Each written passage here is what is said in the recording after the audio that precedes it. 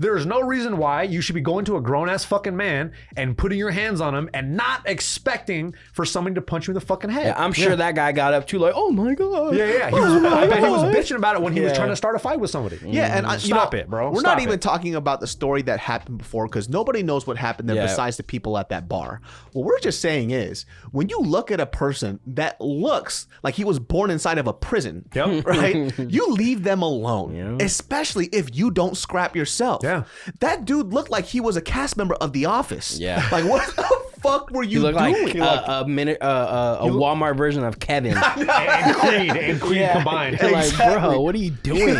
When I watched that video. In 5, 4, 3, 2, 1. Hello, everybody. Welcome to another episode of the Genius Brain Podcast. One of the dumbest podcasts you will ever hear in your life. Sometimes it's deep, sometimes it's not. Sometimes we just have people like Alex eating some ghetto gummy bears. Hey. Haribo's high class, bro. Hey, Watch since your you mouth. talked about it, hold up. Let me get one more in before we start talking. Oh, shit. This has turned into a mukbang. We just had a conversation that I would give him $250 if he gets down to 195. 250? 250 if he gets to 195 by the end of this year, and he comes in with a bag full of candy and energy Hey, drinks. what are you at right now? He had a 270. No, he's at 250. 250? All right, hey, you want to do it? Let's do it. But you gotta give me 10% of whatever you make off this deal, bro. 10%, 10%. Hey, so here's what's gonna happen. And what we say, December? By December. Yeah, usually the end of the year. Yeah. December, yeah, your boy probably here. So right now I've read about this. Right now I'm about 250. I'd say in December I'm about to be like 249. You know what I'm saying? I was like, wait, the math doesn't add up here. Everybody's doing these weight loss bets right now. You know, Ron and a bunch of people in Oyama is doing like a weight loss challenge too, which a lot of people don't, I guess like social media wise, people think is a very bad thing or they're really against it. I guess like it's like the weight loss challenges? Yeah, weight loss people are super against it or something. Well, usually what happens is I think the reason why is a lot of people just don't do it right and they just rush it. But then again, it's like... Yeah. It's not the Office episode, bro. It's not the worst thing ever. Remember the Office episode? They're like eating worms and shit to try and lose weight. It's not like that, bro. But I feel like some people can take it that way, you know. But you just $250, man. That's easy money. Hey, I'll do it. He said make 195 it 500. Make it 500. Make it 500. Hey, 500. I'll be 195 tomorrow. Oh, shit. I'll be Your boy cutting got shit bills off. to pay. Shit, I'll be cutting shit off. It'll be, you know what? 195 to lose like 55 pounds within that might be a little hard. How about this? 205 by December. All right. Oh, cool. 10 pounds. That's good. Hey, I know, but 10 pounds is a lot. Hey, you wouldn't know, skinny guy. Whatever, right? dude. I know. You weigh like I just 112 lost- I pounds, just- weak as shit. Like, chill. Fat shamer, 115. So fuck you, dude. You're a fat and shamer. I lost like 5 pounds in the You're past. a fat like, shamer, dude. ooh. That's all I'm saying. You're a fat shamer. Whatever, dude. Yeah, you hate Lizzo because she's black and she's also large. Whoa, and I you're should not racist. say that. You are a dude. racist. You are a racist. Yo, do you guys She believe sings That's that? All Right, Savage. Is that her or no? That is not Lizzo, I believe. Oh, okay. Nah, Hey, that's never not mind her. it. Hey, but shit, you know what I'm saying. You are a racist. I like Lizzo. And you're I a like her fattest. music. I think that's I'm what a fattest. You're a fattest. I'm a fat enthusiast. You're a fattest. You know what? I am what I am, dude. Hey, your Whatever. boy being good though, you know? What'd you have today for Wait, breakfast? good as in like healthy or good as in like Both. Bro, this fool will eat like 3 eggs for breakfast. Some No, bacon, so I had some four- toast, four and then eggs. He won't eat until 10 o'clock tonight, probably. I had 4 eggs, 4 pieces of bacon, 2 pieces of brioche toast, Oh, some you coffee, fancy, right? dude. And then for lunch, I had some lettuce with some chicken and Just- some croutons. Just lettuce? Yeah, Iceberg lettuce? yeah. Come on, bro. Because it came in a package. how come you didn't just say chicken salad? No, I've never heard somebody ingredients. said. I've never heard anybody say. I had some tomato, I had some lettuce, some I had to figure onions. out what the fuck you were eating right now, and what you just described was a fucking salad, bro. David's like, wait, Just lettuce, salad. He said, I had some chicken. lettuce, I had some croutons. That's how he logged it. Alex, that's how it's I a logged it, salad, bro. Shit, hey. It was mom though too, and some Caesar dressing on it. Okay. So it's chicken Caesar salad. Chicken Caesar salad. Cool, man. I guess if that's what you Hey, want to David, call what it. did you yeah. have for lunch I today? had some ground beef, and then on top of that, I put tomatoes, and in between, it was on top of it, there was a bun, piece of bread on top, and another bread on top. Hey, what's that? That sounds kind of good. It's called a burger, dog. I had some You tortillas. just deconstructed a salad in front of me. I had some tortillas, some chopped up onions, and some cilantro, and some carne asada. How did you cook that shit in your fucking busted ass home too? You need to leave that place. Oh, me? I didn't cook it. Okay. I bought it. Yeah, I bought it. Yeah. I cooked, dude. The last time I've cooked, honestly, I've been lazy as shit. It's been like 2 months maybe since I've cooked. How come you haven't moved out of there yet? Let me think of a reason to give you real quick. I don't know, bro. I don't know. If you guys don't know, Alex lives in the most decrepit place ever. And on top of that, he overpays for this place, which is the most fascinating thing. And the power went out today, too. And it's like 1,000 degrees today. And it happens very regularly. Dude, 87 degrees. I walk downstairs, the thermostat, it shows the temperature, 87 degrees. And like you're in there, it's sticky. And then I go into my room because I have like this portable AC unit and it's like crazy cold. And I walk out, I'm like, how are you guys just living like this in this shit, bro? It's so fucking hot. I don't understand it. No, because I think me and this kid named Rami are going to move out in, we're thinking October. So I'm just saving up money. October is too far from now, man. That place doesn't have windows. I know, but it doesn't have locks. And it doesn't have a wall. And I think your landlord actually died. I know she goes. This fool asked me. This fool asked us before this podcast starts. He goes, "Hey, it's like, what is? You know what she does? She's an old Asian lady. She walks around and she puts a garbage bag around her waist." I was like, "Is that normal?" I'm like, "That's not an Asian thing." Yeah, I don't know what that is. That's not an Asian She thing. She puts a fucking garbage can or garbage bag around her waist. Another thing she does is she puts like paper towels and tapes them all on the door handles, all across like the door handles, and then she paper towels on the bro, you gotta get out of there, dude. Hey, on the sink things, the little levers to turn on the water, there's just paper towels on there and shit too. That's not normal. I don't know anybody who does that type of shit. Hey, Corona, she's trying to be safe. That's that's my girl right there. Yeah, use paper towels. Hey, that's my girl. She's trying to keep me safe. She's trying to keep you safe? Hey, shout out Allie, you know what I'm saying? What's the guy's name? Fred. Who he thinks the electricity bill is my fault. So the electricity bill was $200 up. And he's like, "Oh, do you have anything new in there?" I'm like, "Bro, I don't have anything in here that's gonna put $200 on the electricity bill. What are you talking about?" And he's asked me 3 times, and he asked me again today because the power went out. He's like, "Oh, you might have something new." I was like, "I don't have anything new, bro. Everything in my room is 3 years old from when I first moved in here." Utility is paid for there, right? Yeah, the utilities are included. Fucking stop asking you questions. You could use whatever you want. That's what I'm saying. Bro, didn't you guys just get a new tenant too? Yeah, so we got and what's it called? I don't know if it's his like son or something like that. His like there's a young kid that just showed up, probably like my age or something like that. A girl that's probably around a little older than me, and then an older lady. So now they're all an extra 3 people came in. So bro, one of those people took the room upstairs. Bro. I'm like, bro, is this a legal situation? Is this legal? I don't know, but don't say nothing because I still gotta live there. Like Corona just hit again, so your boy can't go anywhere. Where do you live, man? I don't know. There's way too many people that live in that fucking house. Yeah, no, straight up. It's like a 2-bedroom house. This one, they've never done this though, where like they bring in like an extra 3 people, and like even like you can tell with like the internet's hella slower now, right? Because everybody's connected to it. And then he starts talking about the power. I'm like, bro, do you not see how much fucking people you brought in this house? Bro, you got to get out of there. And I remember I finally told him to because he brought it up again. I'm like, he's like, yeah, the bill was up this past. How much money do you need to move out right now? I will do a GoFundMe tomorrow. $700. And then we will and that GoFundMe will be fucking funded in a matter of 2 days. I know, huh? Shit. I don't know. Well, me and Rami, get Alex out of his me and Rami are relationship. trying to each save up like $2,000 to $2,500 because we want to get a good spot where we can move in, but then like make sure we have everything, you know, not move in and have like honestly, you could walk outside right now, find a cardboard box, and you'll be good. Hey, that shit. That would be. It might actually have a little more space. Hey, some cardboard hella comfortable too. Shit, he be laying on that. Like this fool's wall between him and his neighbor, by the way, isn't even a real wall. It was just plastered up, and there's a crack where he could actually see his neighbor, I know, huh? his roommate on the other side. Some kid just moved in there too. I'm sure he's hella pissed, bro, because that shit's so thin. And I'm like, when he first moved in, I was trying to be like hella nice when we're like streaming and playing games. So I would like talk lower. But now it's like 1 a.m. I'm like, hey, fuck. Oh, over there, ping him. I'm all loud as fuck. I'm sure he's so mad, bro. Because I've gone to the bathroom and came back and just took off my headphones and he's like blasting music.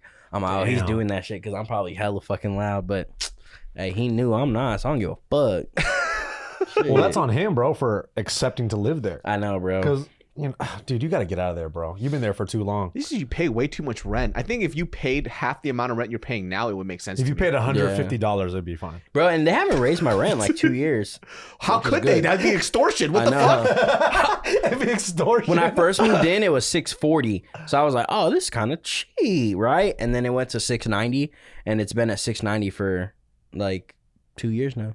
But you could literally find a spot that's $690 that's way better than that spot right now. That has walls. That has walls. I know, but how is the internet connection though? You know what I'm saying? I gotta test better than yours right now. Dude, they got corona. You got 17 people hooked up to one fucking router. Hey, straight up though, like I did my little speed test today. I was getting like it was like 1900 or some shit. It was really fast. I was surprised, but you could tell when everybody's home.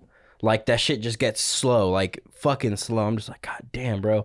And then, yeah, the other 3 people there, one of them took the room upstairs, and they're all loud as fuck, too.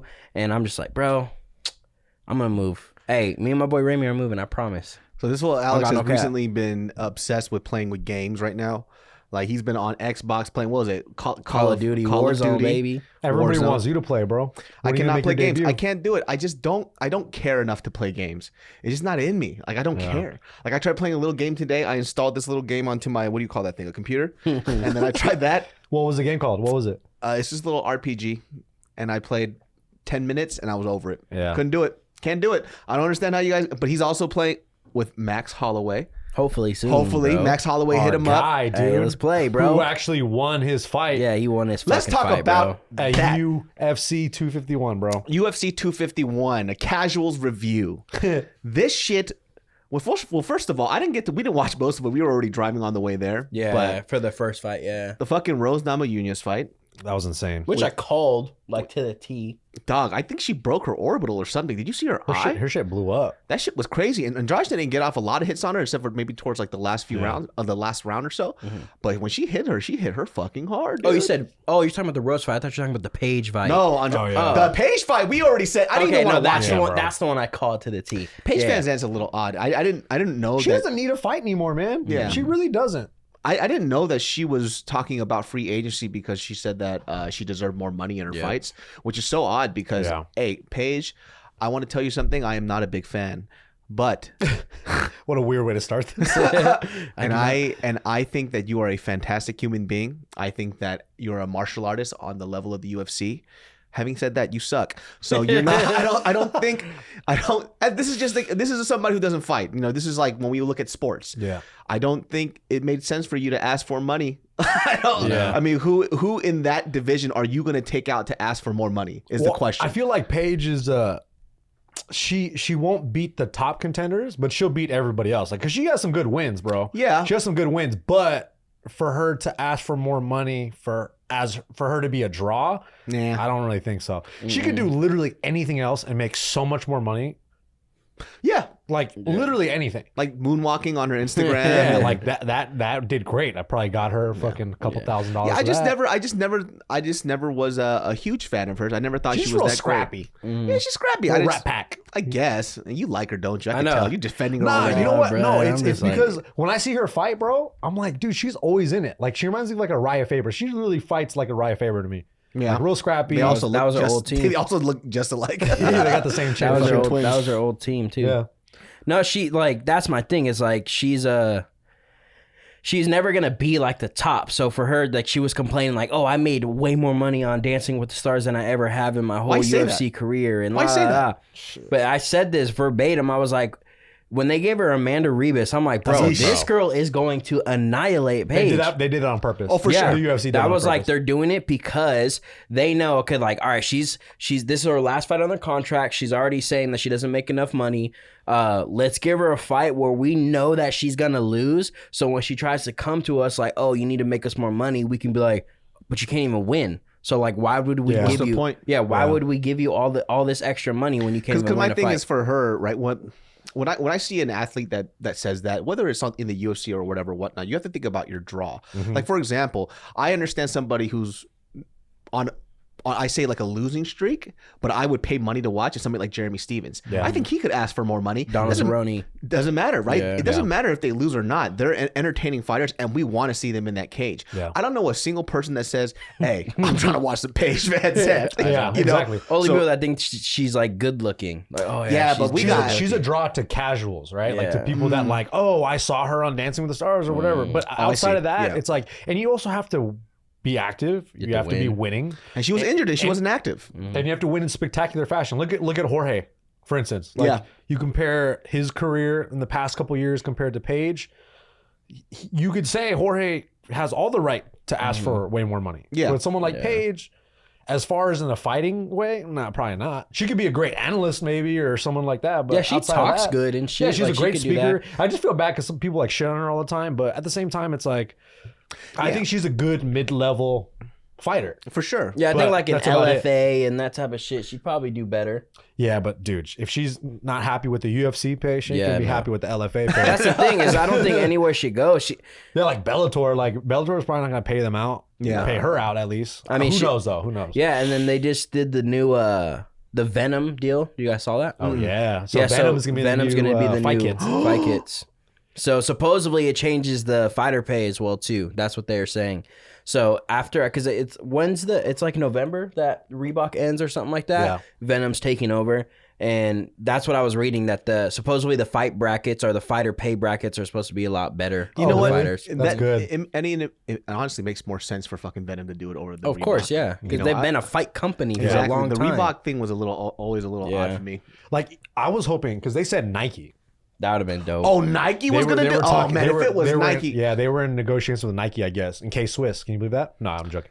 I was like, K-Swiss? I was like, Saucony. I watching Bellator. But if they did Nike, that would be crazy, because I think that would have been a great market for Nike to capture, too, because they have all the markets. Why do you like Paige Van Zandt so much, bro? No, I just mean I just feel bad. Like Nike for Paige would have been good, and K-Swiss on Paige looks really good. I could imagine Paige in Nike, and she would just look amazing. You know, I say these things though, but I, just like a regular casual fan, if she was right in front of me, you know what I would say? What? I'm your biggest fan.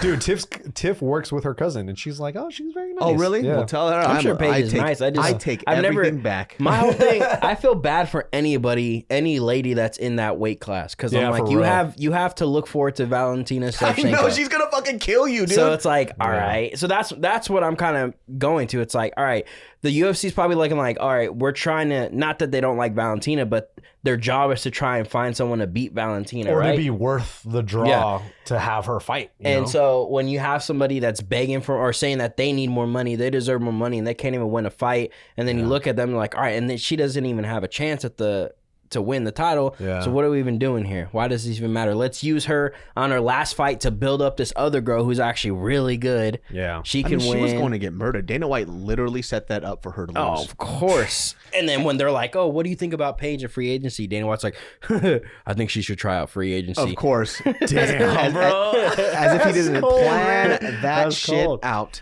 And that's the fight biz, man. Shit. And then we had, of course, Max Holloway, who won. He is the new champion. Bro, I've been mad still for. I woke up 3 days. It made me sad, bro. I was like, it is unanimous. Nobody believes Volkanovski won. The only thing people are saying is that like, it's not really a robbery, because it is a close fight, but it's I feel it's a very clear cut. I think it's a robbery, because to me it was so clear that Max won. Yeah. Like there wasn't any, I didn't feel when the fight ended, me and him watched it together at Bart's. When the fight ended, I was like, oh dude, Max got this, bro. He did. I was so excited because I'm like, oh, they're about to say and new. And then I was like, bro, it was so mad. And then usually when you see like these crazy decisions like this, if you go onto like the Instagram posts and that type of stuff, you see a good mixture of, oh no, I had it this way. Unanimous. I've literally maybe seen like 5 or 6 people say Alex won out of the thousands of people saying Max. Teammates. Yeah. That's about it. Yeah. Yeah, it was style bender the whole time. It's just a weird thing to watch, just because like you saw him get knocked on his ass 2 or 3 times. Bro, and the fact that he dropped him is insane, because who does that to Volkanovski? No one. Exactly. And he was so precise. And remember we were just talking about too, when we used to watch some of his old fights and how much he would go to the body. He did so many level changes, he couldn't anticipate that high kick. Yep. And he cracked him with him multiple times. I was like, so good. It was this is so dope. And he started doing his back kick like he normally does. which is always his game changer. So good, bro. And it's it worked. so quick, So so fast. fast. He looked like old school Max. And I feel like, and if he really was only, I think he was only training on Zoom, bro. Yeah, which is crazy. Dude, is amazing. That's the best part of this whole story. And also it's like, one of the judges scored the 5th round for Max, which was, I felt like That doesn't even make sense. that was Alex's only, that's the only round. That's the round that he he was got. definitive that he won. Because you can make the argument that maybe the 3rd and the 4th round Max won. I feel like you can make that argument. Yeah. But the fact that someone said that Max won the 5th round, one of the judges on the scorecard It said shows that. they don't know what they're doing. Yeah, I don't know, man. And it's also like a flaw in the system too. It's like, what do you gauge more? Do you gauge the knockdowns more? I really control? believe in the UFC, takedowns shouldn't be accounted for anything unless they do something with it. Yeah. If they scramble right back Bro. up, it's zilch. And the That's the fact thing. that Max got up from the double underhooks and his back against the cage, that's so hard Against to do. a gold medalist wrestler. I know. Bro, that's so hard to do. And he did it like 3 or 4 times. Because I'm trying to figure out, how do you weigh out, or how do you count a couple of takedowns that did absolutely no damage to getting knocked on your ass twice, almost knocked out? Yeah. And how does that benefit Volkanovski? It doesn't Yeah. make any sense to me, right? Yeah. And you're looking at, too, like the first 2 rounds, Max fucking lit him Oh, the yeah, bro. fuck up, dude. And I was so surprised on how well he controlled everything and how he was mixing everything up and landing at will. Those uppercuts, bro. He had the knee up the middle he was looking for. The push he had kicks, the front all that snap stuff, kick, yeah. the push kick he was looking for. Every single leg kick that Volkanovski threw, Max returned back another Yeah, leg kick to him. immediately. And Money. when he threw the leg kick, he threw a fucking right or a jab right down the middle, and he just never let him get to his feet. Yeah. He couldn't balance. And I was like, this is awesome. He brought the fight to him. It was so good. I remember, if I remember clear, I remember after the 3rd round, I remember telling him and someone else that was at the house, I'm like, I have Max up 3 right now. Yeah. That's exactly how I felt too. Yeah, I was like, oh, he's up 3. He won this fight. At the end, I was like, you could maybe give 4 or 5 to Alex. Yeah, that was the only thing. Maybe. Yeah. Maybe. And then I remember thinking about this yesterday. I was like, I probably should have been more nervous because I don't know how everybody else felt, but I thought Rose won round 1 and 2 in their fight, and then she obviously lost round 3 because that's when she got cracked real hard and stuff. But that fight was a split decision. yeah. So like I was thinking, I was like, that should have already made me be like, oh fuck, man, these judges don't know what the fuck they're doing, because that shouldn't have been a split decision. That should have been unanimous for Rose. She won the first 2 rounds in my eyes, clean cut, 100%. Dominated the Yes, first and then 2 they rounds. gave her a split. Someone had Jessica Andrade winning that whole fight. You know what it I'm probably like, was? It was at that early takedown. Yeah, I'm just like, I don't know if it bro, was round 1 or 2, but they probably just looked it's at so that. weird to me. Yeah, that Because that's the way it kind of went. Like everyone that Because you have to make people work too. Because even with the fight with with Masvidal and Usman, right? I think the most obnoxious thing about Usman, and nobody's taking away from his wrestling, but on the stats it says he got like 200 and something strikes off, right? But those strikes are him holding him against the cage and tapping his ribs. You know what I bro, mean? honestly though, I don't count that. dog, that shit, I felt bad for Jorge because that shit hurts, bro. It does, but look at this though. This is the reason why I say this. He did that to Tyron Woodley. He did that to Masvidal, right? Have any of them walked away and gone to a hospital for it? Have had severe injuries from it? Nah, but they're gassed. They're fucking gassed. You see Jorge, he was fucking. it was a- these and then these. Yeah, the foot stomps. You know what? Like some people like it, some people don't really think it's effective. Whatever. But the body shots against the cage, and some people could say that Usman played it safe, right? Of course, he has to. He couldn't prep for him. Exactly. But at the same time, it's like he was up big. I heard a lot of people still talk about this. He was up big towards the end of the fight. He probably could have taken a couple of chances to finish the fight or try to, or try to do a little more damage. But with that being said, I feel like what you said, Usman played the perfect fight against a guy like Jorge, and he didn't want any of his stand-up. Nope. Well, you saw what happened in the first round. He looked bewildered in the stand-up, and I feel like the first round goes to Jorge. Yeah. Yeah. But he faded quick, I think. I said this too. I was like, people when they watch this fight, everybody's like, "Oh, Usman's so boring." La, la, la. I said everybody just doesn't watch Usman enough in my head because everybody saw the Colby Covington fight because Colby talked so much shit and it was a big ass striking fest, right? And imagine that's your first fight you see of Usman. So you're like, oh, bro, look at it. He just swings. That's not how Usman fights normally. That is how Usman fights. How he fought last Saturday is how he normally fights. He just holds people down, beats them up, holds them against the fence, hits them. That's how he normally fights. That's his normal game plan. So I think it wasn't shocking to me. I think if Jorge gets a full camp, that fight's going to look a little different because you're looking at a guy who came out from 6 days and dude, his takedown defense for somebody who stands up. I never realized how straight up Jorge Masvidal stands up when he fights. And his takedown defense is really good. How the fuck does he do that? That's so odd. His awareness was good too. There were so many times where Usman faked the shot and Jorge was still just like, dude, that first round, he was lighting that motherfucker up, dude. And that's the thing too. It's like a style-wise, it's always going to be a tough fight for Jorge. Yeah. Right? And no matter what, when you're against the cage and someone as big as Jorge is putting his weight all over you, and I mean, someone as big as Usman is putting his weight all over you, that shit is so draining. And I don't care how good of a shape you're in.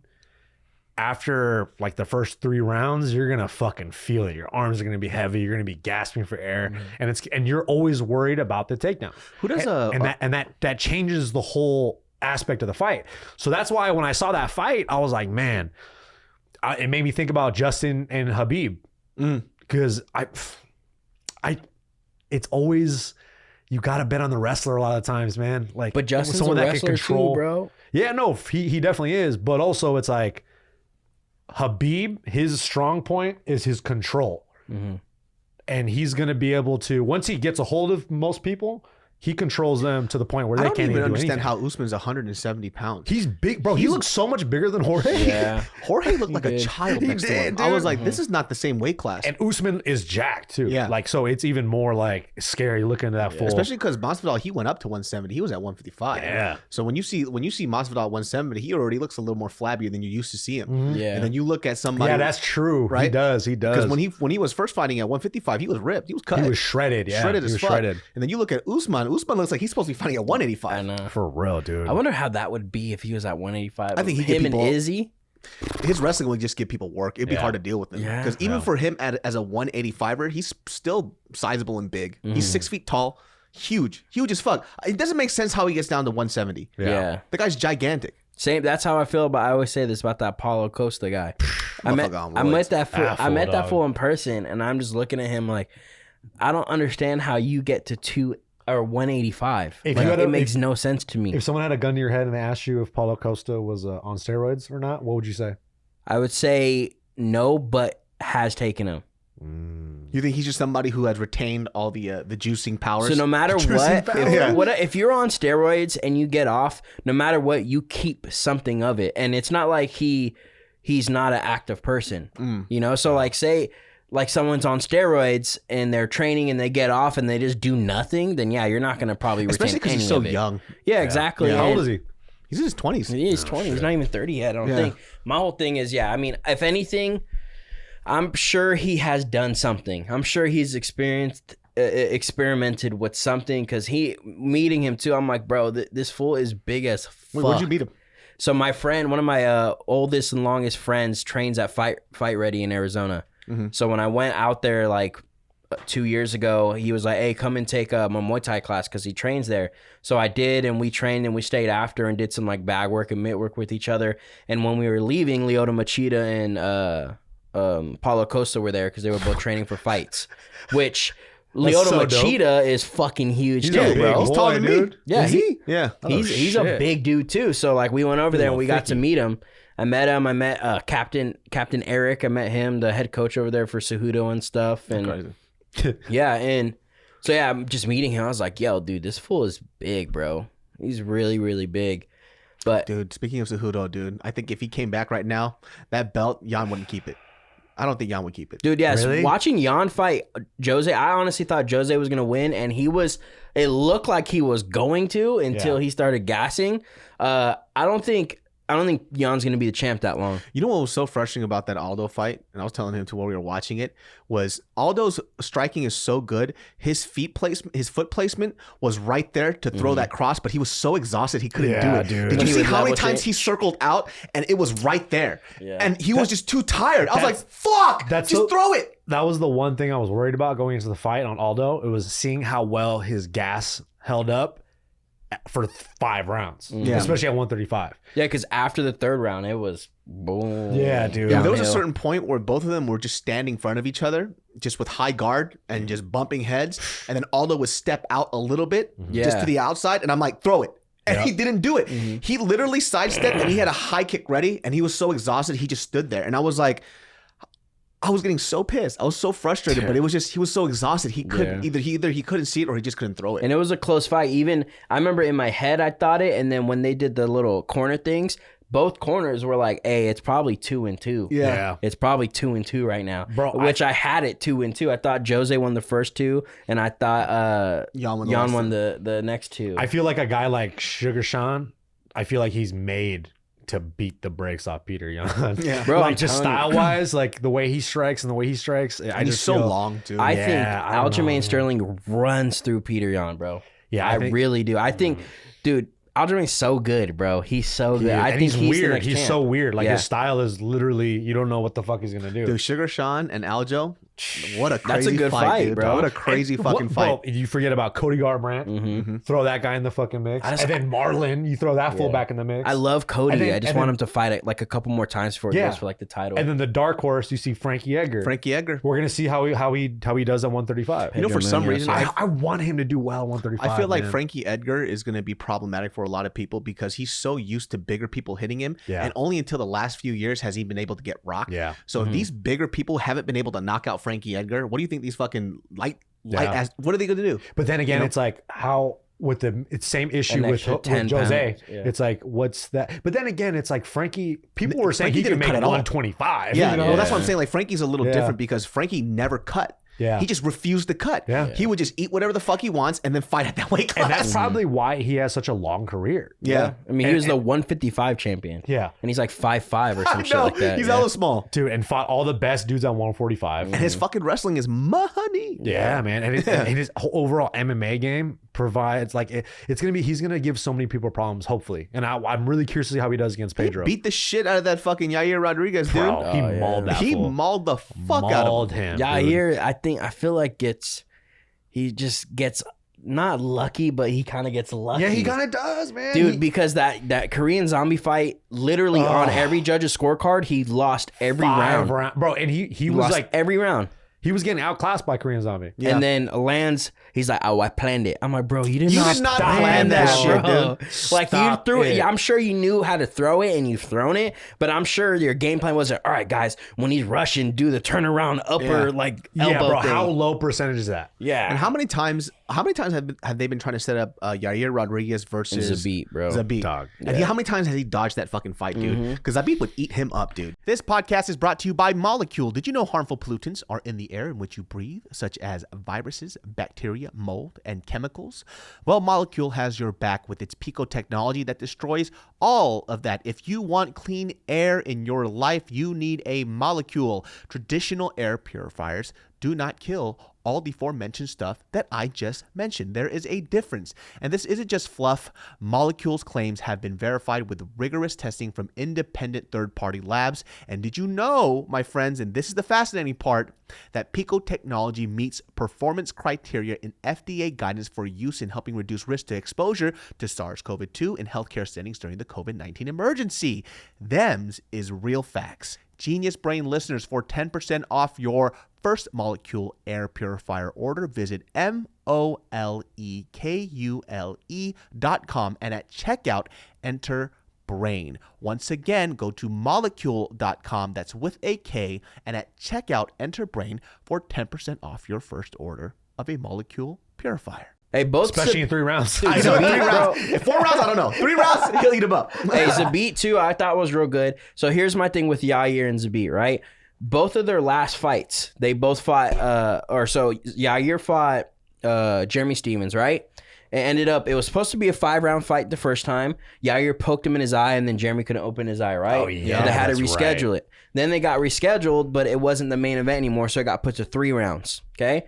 And the third round on the whole round, Jeremy Stevens started lighting him up, doing work, bro.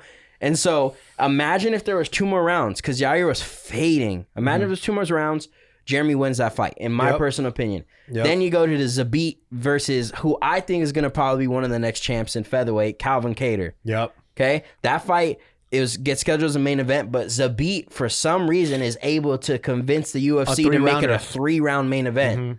When it should be 5. Same thing. That third round, Calvin Kattar. Lighting him up. Bro, if there was 2 more rounds, Calvin Kattar did not look tired after that round either. Bro, he was on him, dude. It's just all these, he would look shook, too. It's just all these fighters, because Zabit does all this weird shit, but at the end of the day, if you're an elite fighter, they'll figure it out. Yeah. Especially after the first 2 rounds. And since Kattar has already seen it once, you put him back in that cage with them, I guarantee it's going to be a different story. I'm calling it right now. Kattar is going to be a champion. He's going to be the champ, The thing bro. I'm worried He's about so Kattar, good, bro. it was like how he does against a wrestler, like a really strong wrestler. But at the same time, though, at 145, They don't really have they don't really have any wrestler. strong wrestlers. yeah. There's It's all strikers, like, Volkanovski had the gold medal in Australia. Yeah, or he's some probably the shit. most like dominated. But I mean, dude, Kattar, wrestler. bro, Kattar, I think if it's gonna be a striking match, especially how long Kattar is, bro, he's gonna piece up Alex. I think, bro.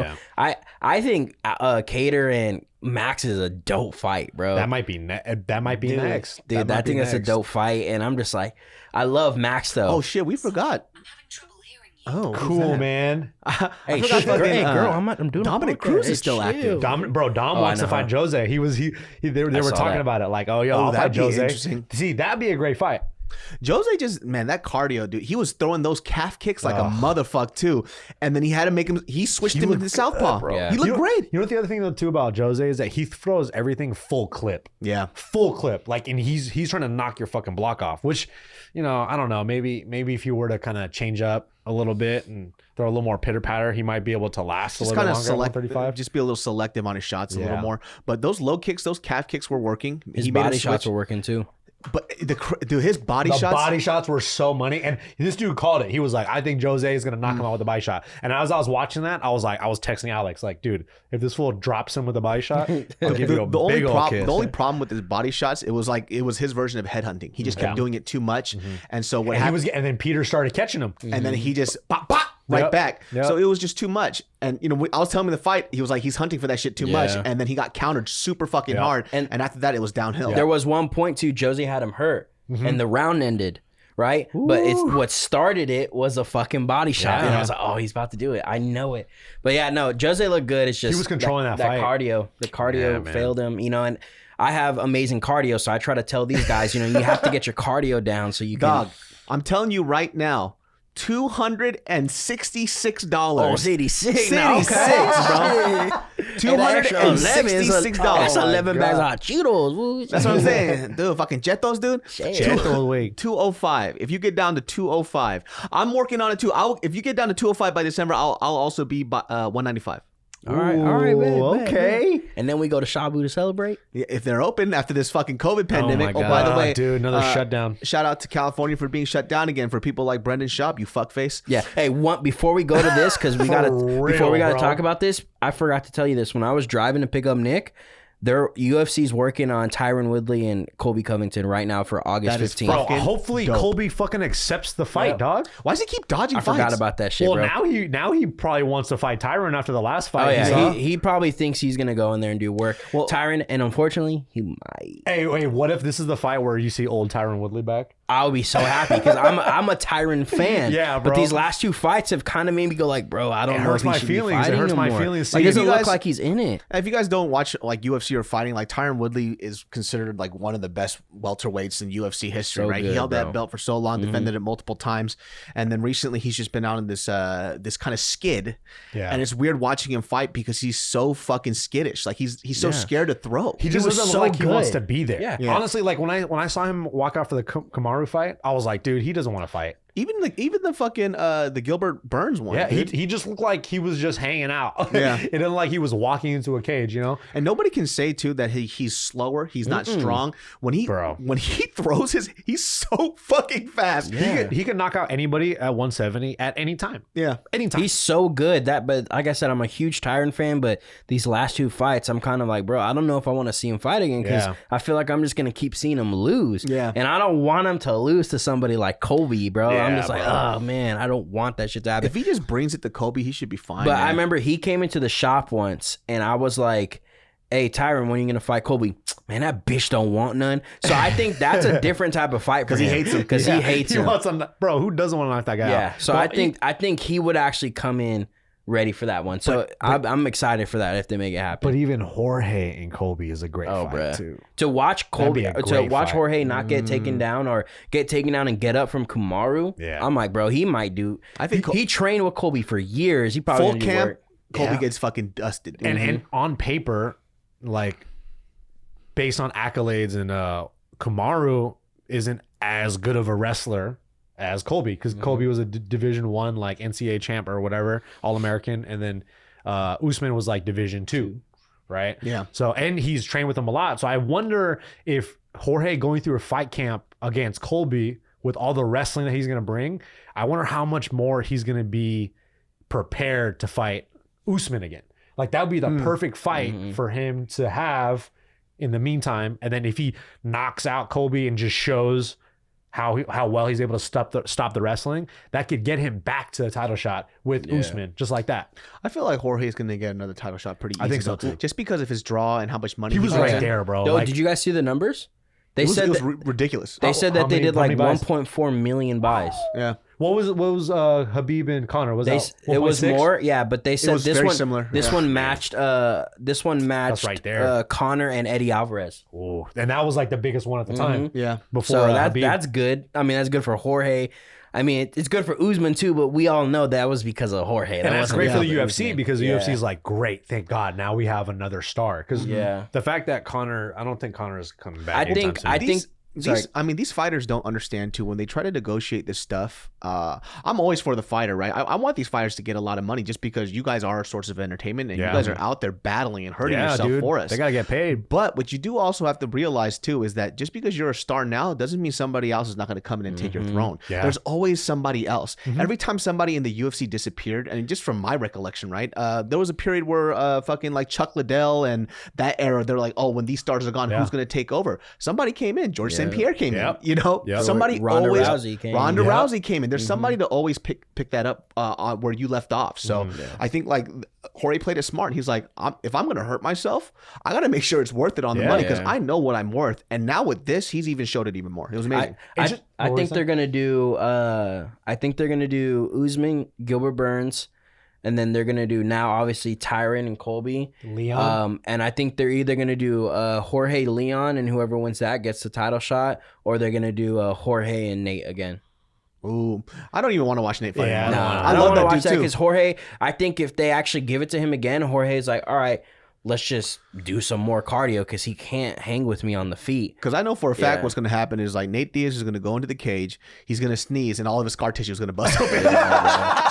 He's just bloody, He's dude. like, what the fuck, man? And all of a sudden, fucking just The ref bleeds. puts the Vaseline and starts bleeding everywhere. Yeah, it's like, what happens? It's like paper thin. Every time he gets touched, he just bleeds. Supposedly he got that surgery, and it was the good one too, where that Took out shit's the all scar tissue? fixed. Yeah. Oh, so, I hope so. yeah. I kind of want to see Nick Diaz fight Jorge. I don't, bro. I want to see that. Bro. I think he's I'm been a out huge too Nick long. Diaz fan. I am too. I just He got think, knocked out. In yeah, that he training got video. Did you see he that? did some. He was just recently, got maybe knocked a out year recently? ago. Yeah, And with headgear on. with dude. headgear on, he got knocked out by one of Floyd's guys at a boxing gym. Oh, My bro, that's not good. I don't think he should come back because well, you know, these fighters boxing are a little different. Different Yeah, science, though. You know what I'm saying? And to like his speed of how he punches, very slow. you can't do that in like pure boxing. Not, Yeah. yeah. And And not like a pure boxer, you know? I just think like him against Jorge. I think Jorge is too. It's too much for Nick. Now maybe Nick when it was like 5 years ago when he wasn't suspended for weed, which is the stupidest thing in the world. Did you see Nick Diaz's interview when he was talking about I coming heard back about into it, fighting, though. dog, he has like social anxiety. Yeah, he has anxiety that he deals with on the regular. So when he was trying to talk on the mic, he was fumbling over his words. I had no idea. He sounded like James Toney. I was like, what the fuck is going on? I thought he had like crazy CTE. Yeah, I'm sure that's what everybody was thinking initially, right? And then when I saw it, I was like, oh no, he's nervous as fuck. Like he's having an anxiety They attack. don't like talking. Yeah. Him and his brother, you can tell they've Well, I don't never, know if they they've don't always like it. I been don't think that. they can. Yeah. Like, Yeah. that motherfuckers look like they barely read. Yeah, they're actual like they're just fighters. They're not there to like talk and they're just like That's why everyone likes them. They're bro. so genuine. Yeah. Like what you see is what you get with those fools.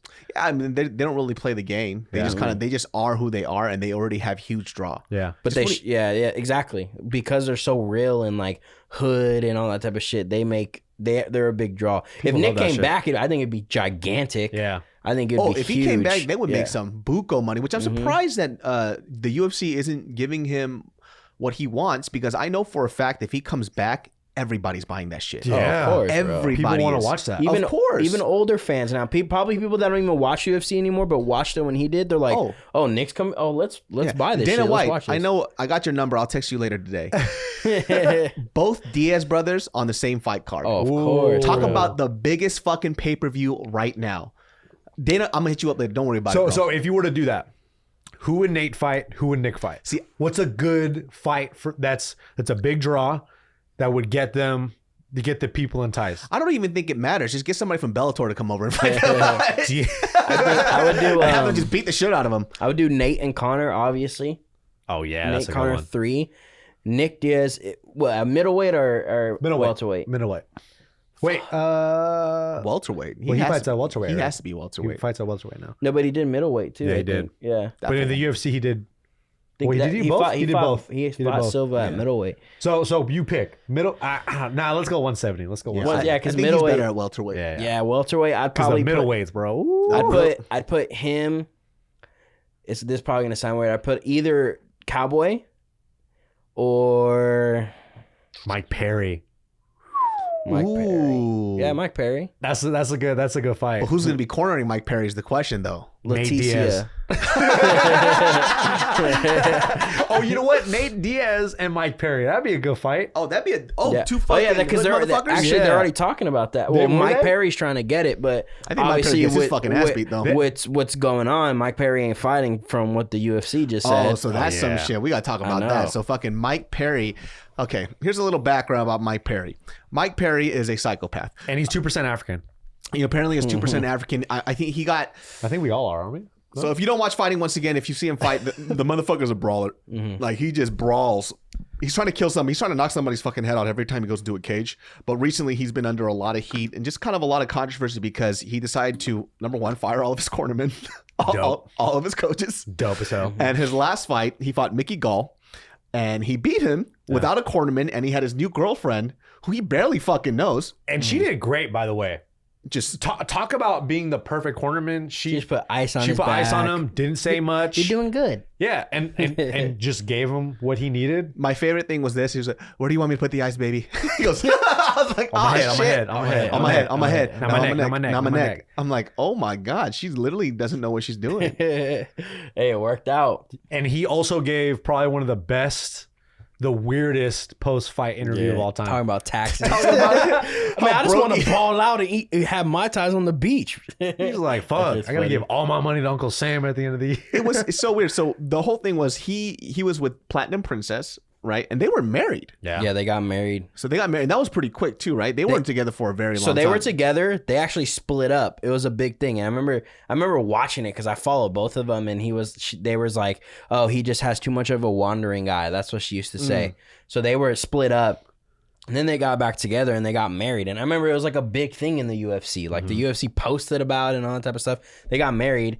And then all of a sudden, I like go back on his Instagram and like everything's deleted. And he had this new girl. I was like, oh shit. And then I listened to the UFC Unfiltered podcast and they were talking about it too. They're like, oh, I don't think he's with Platinum Princess anymore. I think he's with That's What so a stupid. name, She took bro. his tag. His fight name. I know. Yeah, what a Yeah. fucking loser. I lady. also saw like his cornermen, his coaches were talking shit about her. They were saying like she's super toxic for him and just Platinum. How Yeah. can you be toxic to a toxic person? Like, I don't understand how that That works. must be really bad. Yeah, how bro. bad is she? She must have been nuts. But basically, Mike Perry recently, because he's out in Florida right now, right? Of course. This happened in Texas, though. Oh, it happened in Texas. So if you look at this clip in this video, I'll put it into the actual video. You see the first girl walk out, and the first girl that walks out of this bar is actually his girlfriend. And then the other, who's the other girl though? I think that somebody it was said her that friend. It was a friend or sister. it was That's a what I friend, heard. cousin, Yeah. or bartender. Yeah. I don't know what it is, but she's trying to basically calm this whole situation down. Now, Mike Perry is a fighter. He is a pro UFC fighter. And whatever happened in that situation, basically a couple of people or 2 or 3 people were accusing Mike Perry of hitting them first, right? Whatever that situation was. But Mike Perry is sitting there screaming at them saying, you didn't put your hands on me? You didn't put your hands on me. And there's another man who was intervening. It was an older gentleman. Let's say he was quite large, large and old. bald right here. Yes. Let's say he's very highly COVID susceptible. Yep. And he was in the open. And basically, And he what wasn't happened- wearing a mask. And he was not wearing a mask. And so Mike Perry, he's talking. He's like, well, I don't want to walk away from this situation because if I do, you guys are going to say a story. I have to stay here and defend myself and tell mine. Now, I'm not saying this is how he said it. He was screaming this at the top of his lungs. And he was saying N-bombs and stuff like that. He was dropping N-bombs. Yeah, you know what I'm whatever. saying? And he said, like, I want to be here with the police. And said white guy decided to make fun of how Mike Perry was speaking. And he goes, the police. And you know how sometimes people of the less melatonin in their skin do? Yep. You know, they Very condescending. very condescending. Very He goes, oh, you rude. gonna call the police to a fucking professional fighter. Not Who only has a- tattoos on his face? Who's a Yes, hood rat, not bro. only a professional Hood. fighter, a fucking maniac. Yeah. A crazy person. Yep. And so he actually comes up to Mike Perry and he says he's going to fucking whoop his ass or something to that extent. Yep. He actually threatens Mike Perry. I would never, ever in my life say anything to a person that looks like that. Yep. Sorry, sir. What's funny See you too is later. when I watched that video, like I could see how hood Mike is because like I've seen people do this to like real life, right? When that guy goes like, "Oh, I'm gonna call the police," And then- Mike looks at him and he just stares at him for a second. He's like, "Beat your ass!" Like, you know, he was so shocked that this guy made fun. He's like, "Man, I'll beat your fat ass!" Like, Yeah, I was for like, real, "Oh, dude. dude, Not yeah. even a full sentence. But that's beat your ass. beat your ass." But that's the man. fucking thing, bro. This fucking old dude has the audacity to talk go shit, to yeah. a guy that has tattoos on his face, who's buff as fuck, who's scary as shit, and try to fight this dude. Mike Perry looks like a gargoyle. Bro, Like a pit bull and a gargoyle fucked each other, and then Mike Perry was born. That's not an insult. I'm saying that's just what he looks like. dog, and this guy has a nerve to try to go up to him, and he goes up to Mike Perry It looks- and he shoves him. Looks like he pushes him It first, looks bro. for me, from what it looked like to me, he put his hands up, and it looks And like reached. it looked like he like touched his face. Yeah. like he literally shoved Mike Perry's face. And then as soon as he touched his face, Game the over. guy disappears from the camera. Yeah. He drops like a fucking sack of potatoes.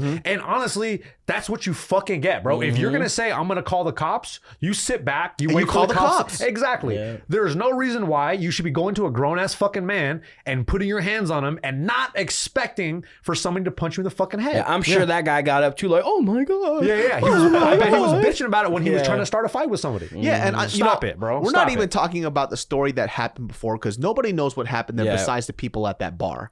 What we're just saying is when you look at a person that looks like he was born inside of a prison, Yep. right? You leave them alone, especially if you don't scrap yourself. Yeah.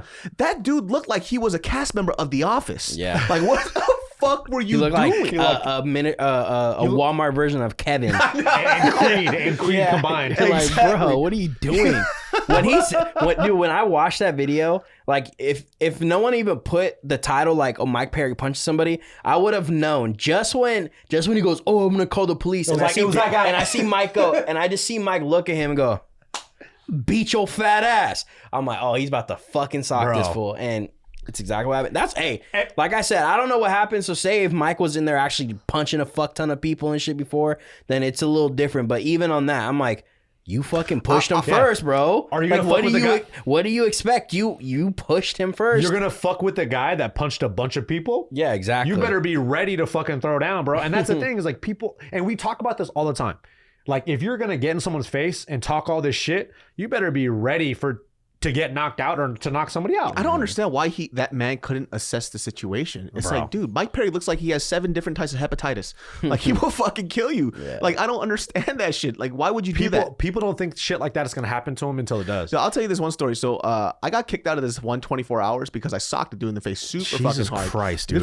This was fucking a long Did you hit him with a barbell? Man. No, dude, it was at basketball courts. That's something he would do, though. No, I would not. Random pencil comes out. Hey, real quick. Why do you have a we were playing ball, and this is during the time I used to play ball a lot, right? This is before I blew out my fucking knees, my ankle, things were all good. It was all gravy. So we're playing ball, and at this time, I remember specifically because I was trying to lose a lot of weight. I was weight training a lot, and this is when like circuit training was super big, right? Mm-hmm. Just like a lot of compound lifts. Yeah.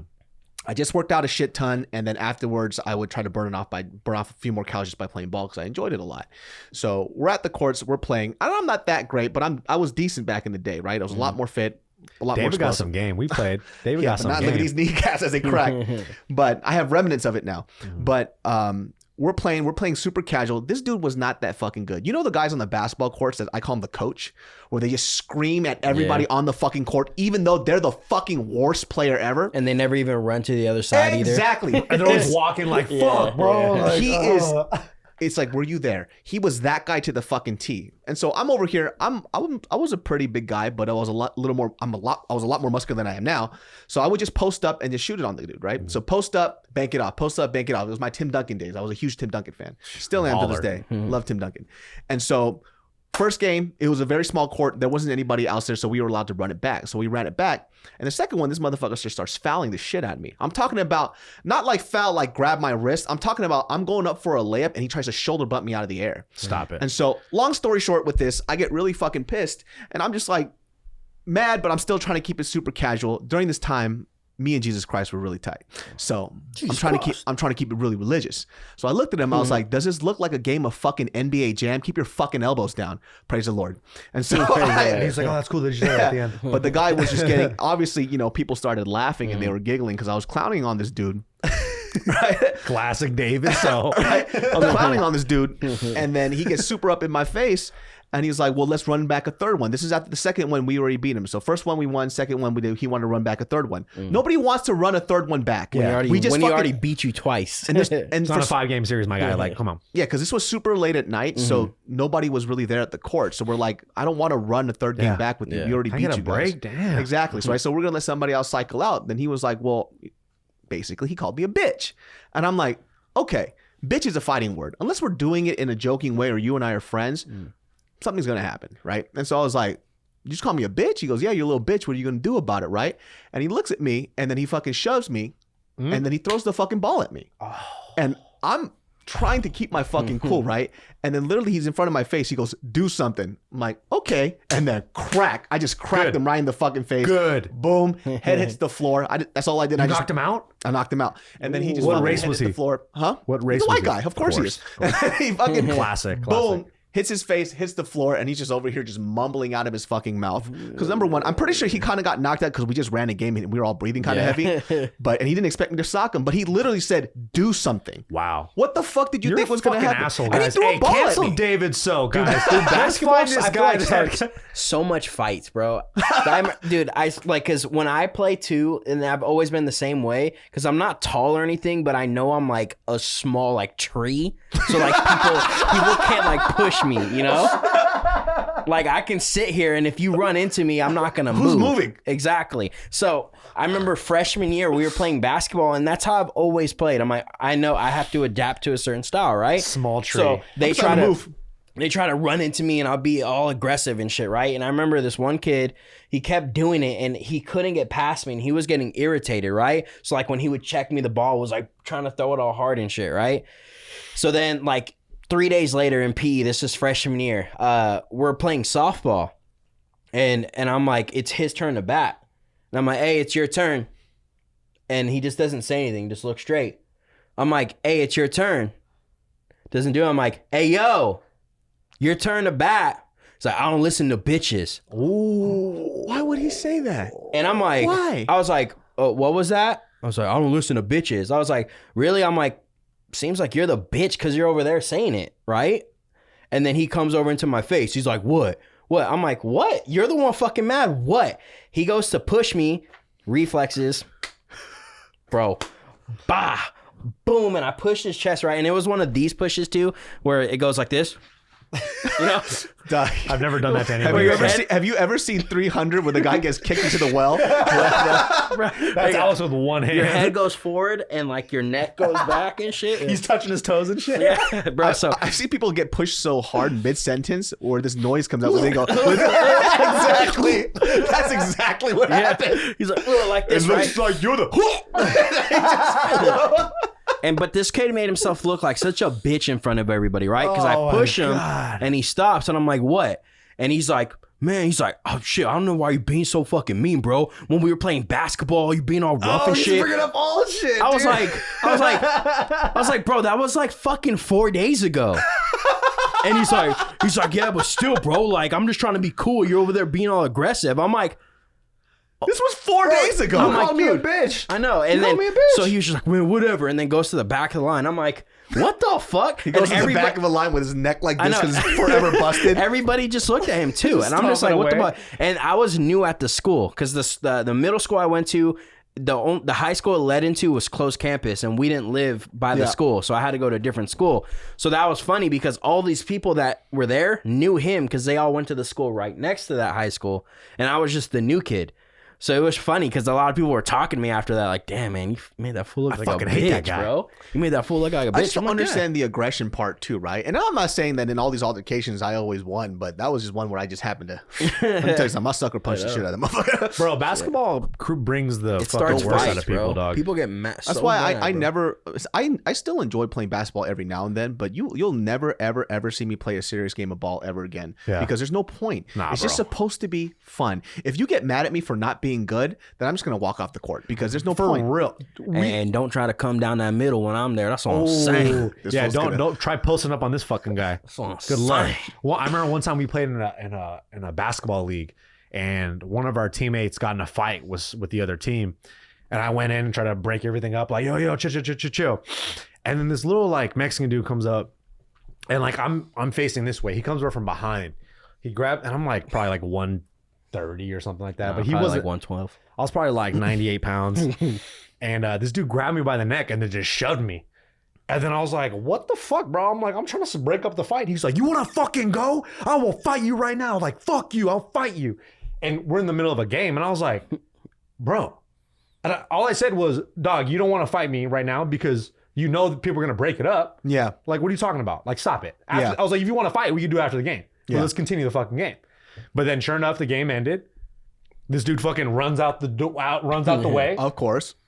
And ever since then, he was like super nice to me. And I'm like, bro, don't fucking shake my hand. Hey, Dog. what's up, fool? Because You remember me? just because it's in the context of a game, He and knows you he try wasn't to gonna beat up. well, well, what it was he was all amped up off adrenaline, and then he wanted to fight. That'd be so funny. As he's saying it, he goes like, oh my God, Peter, what are you saying? Let's fucking go. I'll fight you now, bitch. But in his head, he's like, don't say these words. You don't know what you're doing. Stop flexing. And he like out of all the guys that were trying to break up the fight, I was definitely the smallest looking dude there. And he's not very intimidating at all. He was like a 5'4" little chubby little Mexican dude that had the shortest arms I've ever seen on a human being. I'm like, shit, I wasn't there. Who you talking about? See, if it was you, I'd be like, all right, well, we can't fight now.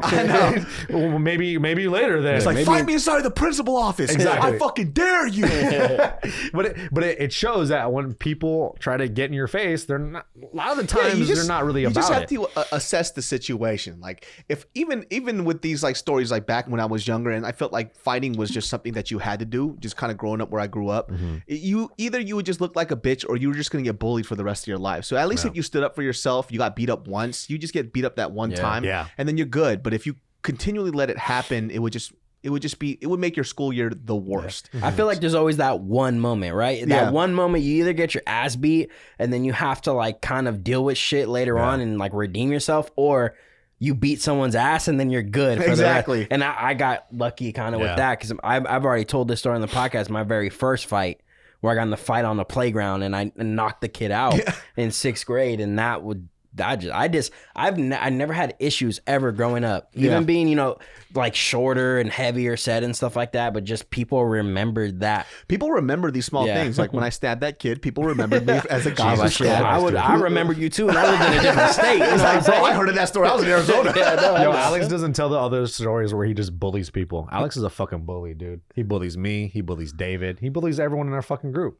Actually, you actually bully us. I know, most. bro. Hey, you want? Dude. Hey, post my little video. I'm gonna send you a video of us sparring, and then see who's the bully. All right, guys. Thanks for tuning in to Genius Brain. I end have a this small episode clip right where now. he kind of forgot when we were light sparring at Akko's that he didn't have shin guards on, Bro. and then he I want to inside. see this fucking clip, And bro. then he I swear to inside- God, I had And he shin inside guards. leg kicked me. The next thing, my whole inner thigh was bruised. Dog, you're so full of shit. Hey, but You your guys are all boy full of shit. big, so like Nick has fun with me because he's like, oh shit, I get to throw these kicks a little extra. And Bro, shit. I don't even, bro. I don't throw that. He's hard like, I with get to you. throw 100% on him. I And don't my care. 100% is your like 2%, so it's all good. Yeah, I don't No, care. you're It's a very fun. abusive human being. It's fun to me. Every time that shit, I like that shit. You see, you need to get into you need to fight, and I'm telling you, you got to drop weight though. Yeah, You have to. Bro, imagine you at 195, you would fucking Imagine, Bro, you wreck. kind of saw me imagine him there. at 170 at his wreck. height, dude. Oh my God. 170, he'd fucking kill You'd be people. Duran Win, bro. I know. Hey, shout out to Ron Wynn. I like him, bro. I'm like him a too, big bro. fan of him too. I want to see him fight again soon. Yeah, it's just he's I'm a like big fan. me. So this is gonna be the goal. I'm serious. After today, you're gonna get into we're gonna sign you up for a fight next year. All right, and you're gonna be at 170. Sign me up. Standing weight is gonna be like 185, 190, and then you're gonna fight at 170 though. All fights are That'd be cool. canceled. Yeah, Next year. Oh, dude, coronavirus is gonna be coronavirus. popping. It's gonna be That'd popping. be cool, baby. bro. I remember when 'Cause I we was can't stay inside. I you got know? the lowest I got was 204. Then you're right there. Then, bro. You're Yeah. good. I was real. I felt super fast. My cardio. I was able to do like 3 classes a day. I felt good. I felt like I was still hitting really hard. So I always think about that now too. It's like, all right, now I know how to even punch better. Like more, like the technique's a lot better. I'm like, I want to see, and I've gotten a lot stronger. Right, so I gotten heavier and I've gotten a lot stronger. So when I cut down, I'm gonna be stronger than I was. we're gonna get first Gilbert time. to get into a fight. Gilbert's gonna pick up a fight next year too. Oh, Gilbert- no, dude. Hey, Shit, I don't know, dude. hey, Gilbert. His head is so big. You yeah, punch over here. That's he's what I'm just- saying, bro. He don't move his head, and he's Bro. just like, You know the crazy? I He don't. can be good though. Like Yeah. if he really were to like dedicate some time, I really think Gilbert could really do especially some work. because of his background, bro. That the point taekwondo or He's, bro, something. he's low key athletic. He just don't really Yeah, want to bro. show You know, it. his arms are just as long as mine. We have the same they? arm length. That's fucking weird. Literally, He's all he has long. to change is He's a weird His looking head, creature. how big his head is. He just has to change the fucking size of his size head. of his face. No, he just has to move his head, bro. He's quick too. Bro, like, and honestly, he kind of hits hard. Like, Yeah. that fool was cracking me one time, and I was like, all right, dude, I'm gonna fucking punch Yeah, you in the stomach. I've held mitts for him before too. He's got some good pop, right? He's got some good pop. I think he would do some damage. I think think he's so. just he's like a little nervous. He And you kinda- know who's the ultimate though? Well, yeah, David for sure. Alex, you're talking about Japanese Alex. Huh? Japanese Oh Alex. yeah, that bro. fool should do one, bro. He Alex should. Resurrection. That's his real fucking name, by the way. Dude, that guy, he's got some hate in his heart, I think. His should do he it. did like competitive karate for a very long time. So You can like, tell, bro. yeah. Like, he has good awareness. He's his really, little overhand's fucking bro, fast. he hits hard too. Dude, those people like my friend Kenji. Yeah, Kenji's like that too. He competes karate. He's always competed karate. And I met him at the fight shop I work at, but same thing, bro. He can kind of hit crack. hard, He can and his hit. kicks are so good, bro. He does like he tried to teach me this like scorpion kick before and shit. You know, your brother a little thicker arm right here, so the body don't move. Hey, what's a and scorpion shit, kick? How you do that? but, You get a scorpion, you attach it to your foot, and then it's almost like and then you put and then you poison your back. which one was the scorpion kick? I forget What the fuck is my? What's going on? I can't breathe. I forget the slowing down. scorpion You kick, just bro. pop up. But he was like trying to teach me how to do That's this. what Peter Yan hit Aldo with, actually. Yep. Oh, that stomach punch. Oh, I know. Remember we were watching. We couldn't figure out what happened, and Bro, then yeah, oh yeah, that's what happened. Everyone thinks that That's what Aldo, happened. Everybody thinks Aldo broke his rib. yeah, but it was just a straight punch got to excited, the, fool. I'm like, shit, my titty, bro. Shit, what there's I'm no right milk to right the now. gut, dude. Bro. It was bad. And you saw his face just go. And then when he was on he the floor, covered up. and he punched him in it too, and he's like, oh, he hit him right bro. here and shit, bro. More body shots. Talk dog. about fucking was that Mario Yamasaki in that cage or something where he just didn't want to call that know, fight? right? Yeah, who ref that? It was. It's a known ref. He's done fights before. But honestly, low key, I haven't seen him in a minute. I feel like. You know what I heard But though? I it's heard it's in- because before that fight, Aldo called him a faggot. I'm kidding. I'm kidding. He didn't say that despicable word. And so Aldo was just trying to tap out, and he was like, nope. You called me the F word, and I'm so fucking. That doesn't sound like Aldo. Hey, Aldo said that. As he's getting beat up, shit. all of a Aldo's sudden, talking some mad shit. everybody's like, "Why does the ref keep saying, remember the locker room? Remember the locker room?" Hey, They do a close up of his mouth. Who's the faggot now? He's like, I don't believe in that word. I just used a very offensive word to say. To get a point across. Apologies if it was a.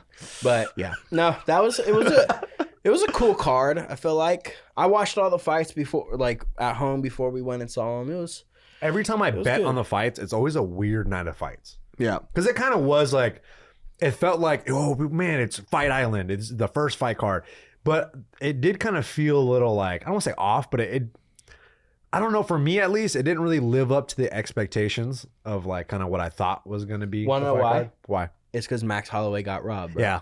That was the biggest, like, after that, I didn't even care about the rest of the fights. Hey, dude, the main fight, I could care less. I hardly ever look at my phone through fights. Bro. The main event, I was actually like, just going through I was so heartbroken. I was like, what are the people saying? I need people to agree with me. And everybody was agreeing with me. So yeah. And I was so like, because, you know, I might play with Max on Warzone and shit. I'm like, dude, when he wins his belt, we're going to talk about this shit. Bro, he might be the most unanimously, like, liked fighter in the UFC. Oh, like, for sure. Everybody fucks with him, bro. Like, even Connor is like likes that fool, too. And it's weird when people were kind of talking about Max, saying that he sounded a little salty about the first match. But if you look at that fight, it's not like he did terrible. Yeah. So why wouldn't he be able to say as a fighter, like, I felt that I won that? Because it's not like he looked terrible. People are counting those leg kicks a lot, bro. And honestly, like, if you were to compare the two fights, I felt like just like Max's fight, his win was more decisive than Volkanovski's. Way more decisive. Like, so, and he made a bigger like stamp on the fight. But also, it's like, if anybody was salty, it was Volkanovski. Like, that dude was mad that nobody was showing him love, and it sucks because no one's gonna show him more love. I know. Now it's even worse because now they really think like you shouldn't even have the belt, and he's probably gonna get a lot more hate for all the stuff he was saying. Well, especially because I don't know what it's like to be in his position, right? Because he won that belt, right? Either way, he won the belt. He's the champ, and even Max said that he's a champ. It is what it is. I got 5 belts at home, so I'm chilling. Yeah. The hard part is when how do you be in that position and say, I know I didn't deserve to win, but still walk away with your head held high, right? So he's that's a weird place to be. It's a very weird place. Yeah. And I think like the part that people didn't like, he said, like, he goes, when I went into the championships round, I had to do what a champion had to do, but you got fucked up. So it didn't really. Like he did pull it around. Like he did start to win. Yeah, in the last, like, maybe the last round. And I say even the last round, I would give it more to Max making mistakes than Volkanovski enacting. Especially that last takedown. That last takedown was Max going for the takedown. Yeah. He was trying to hit that underhook hard. Just switch. Yeah, that what you were saying was right. There's a difference. The first fight, Max Holloway's like my favorite fighter. Yeah. So I'm usually always a little biased, but that first fight, that's one of those fights where you can be like, yeah, I mean, I can see why they gave it to Alex, but if they gave it to Max, I could see why they gave it to him. Yeah. That's that fight for me. Yeah. The second fight was, this is Max's fight. There was no, I can see why they gave it to Alex. I don't understand why he got the win. It makes zero sense to me. And then how Max reacted to everything. Yeah. Like, bro, how do you not like this fucking dude, bro? Even when Volkanovski got his hand raised, Max didn't make a scene. He just went, all right, cool. Yep. Congratulated him, and that was it. Didn't cause a scene at all. I would have caused the fucking scene. I would have been pissed. Yeah. I could see David like, what? Yeah. He turned around. He's like, let me see that scorecard real quick. No, I would grab the mic. I retire. I'm done. If that fool pulled like a Cheeto Vera situation, nobody would be mad at Max, bro. Yeah. Nobody would be mad. What did Cheeto do again? Remember he walked off when he fought Yadong Song? Yeah. Great name, by the way. Yadong Song. It's Song Yadong. Whatever. Sorry. No, whatever. He'll beat my ass. Sorry. My bad dog. My bad dog. But the way he reacted, it was like, dude, how can you not like this dude, bro? How can you not like him? And he just was like, you know what? Life ain't fair. Sorry. It is what it is. Yeah. And he was like defending all the people giving death threats to like reporters saying that Alex won. That's crazy. It's hilarious. Even all the reporters didn't believe it either. Bro, nobody did. Dana White at the press conference said, he's like, did anybody in here have a score for Alex? No one raised their hand. He's like, yeah, see, no one in the media. He's like, yeah, we got to fix this judging. I really feel like that should be overturned and then just put a no contest and redo it again. And then do a rematch. So it doesn't that's count. Not right. Yeah, bro. Sucks, man. Because you also take away from Volkanovski when you do that. Yeah, it takes away from his legacy. Yeah. And then going into the next fight, it's like it's not going to be a draw anymore. And I feel like the UFC, I don't know, I think the UFC for sure wanted Max to win. From a promotion from a trilogy point. Yeah, it's like, dude, Max is he's a great draw. Like, who doesn't like to watch that full fight? But then now it's like, all right, what's next for Max? I think they're gonna do a rematch. You think so? Yeah, from what how Dana White was talking, he said someone asked him about a rematch, and his response to that was like, what do you guys think? Did anybody in here score for Alex? Yeah. So like when he says shit like that, I'm like, they're probably gonna give him a rematch because I just don't see any other reason for him to fight anybody else. I feel like he's beating everybody else that makes sense in the weight class. Honestly, too, I just feel like there's a lot of other people in the division that can give Volkanovski trouble too. Yeah. So it's like just like Brian Ortega, bro. Honestly, I do with this submission. For some reason, I feel like Brian Ortega can beat him. I think Korean give him Zombie, fucking Korean Zombie, dude. Let's see that fight, baby. I want to see him fight Brian Ortega though. Who? Korean? Yeah. Oh yeah, me too. After all that J Park stuff, I want to see that unfold. I want to see what happens. You know, hey, Korean Zombie's low key like good. He's so good, dude. He's like top 5 to me right now, just because imagine him and Max. Eventually, you know, because I'm sure that's gonna happen. Because look how much more selective he is in his shots. He's not so crazy. He's not so wild. That Zombie nickname doesn't even make sense anymore. Nah, he changed his game up. He's a sniper, bro. He fucking dismantled fucking Frankie Edgar, dude. That was bad. The craziest one. No one makes him look like that either. My favorite one by him is the Honato Moicano knockout. Bro. It was the timing of the overhand right as Honato threw a jab. You're like, oh my god, and he knocked his full like so hard. I was like, holy shit, dude. I think, and yeah, he has a real good chance of being the champ. I think Korean Zombie 45 is another one of those divisions where it's gonna get passed around. Yeah, but the thing about Max, why he's so great as like a champ, is he's always different kind of in all of his fights. Like he fights very differently when he fights Frankie or he fights Brian Ortega, you know, or even the way he fought Alex. Like it was very different. So he's really good at adjusting to wherever he fights. Yeah. So that's why he's such a great champ at 145. But I'm really curious. I do want to see other matchups with Alex because I'm curious to see how he's able to handle a guy like a Korean Zombie or even a Calvin Kattar. Like that would be a great fight to watch. Dude, Calvin Kattar is the guy. I think, man, him and there's stop so many eating those gummy bears, bro. You need to drop the weight. My bad. They calling me right now. They're like, hey, shit, eat me right quick. But Calvin Kattar and like Max Holloway. This fucking guy. Only thing is like fights like that scare me because of how good Calvin Kattar is. Yeah. And Max is my favorite fighter.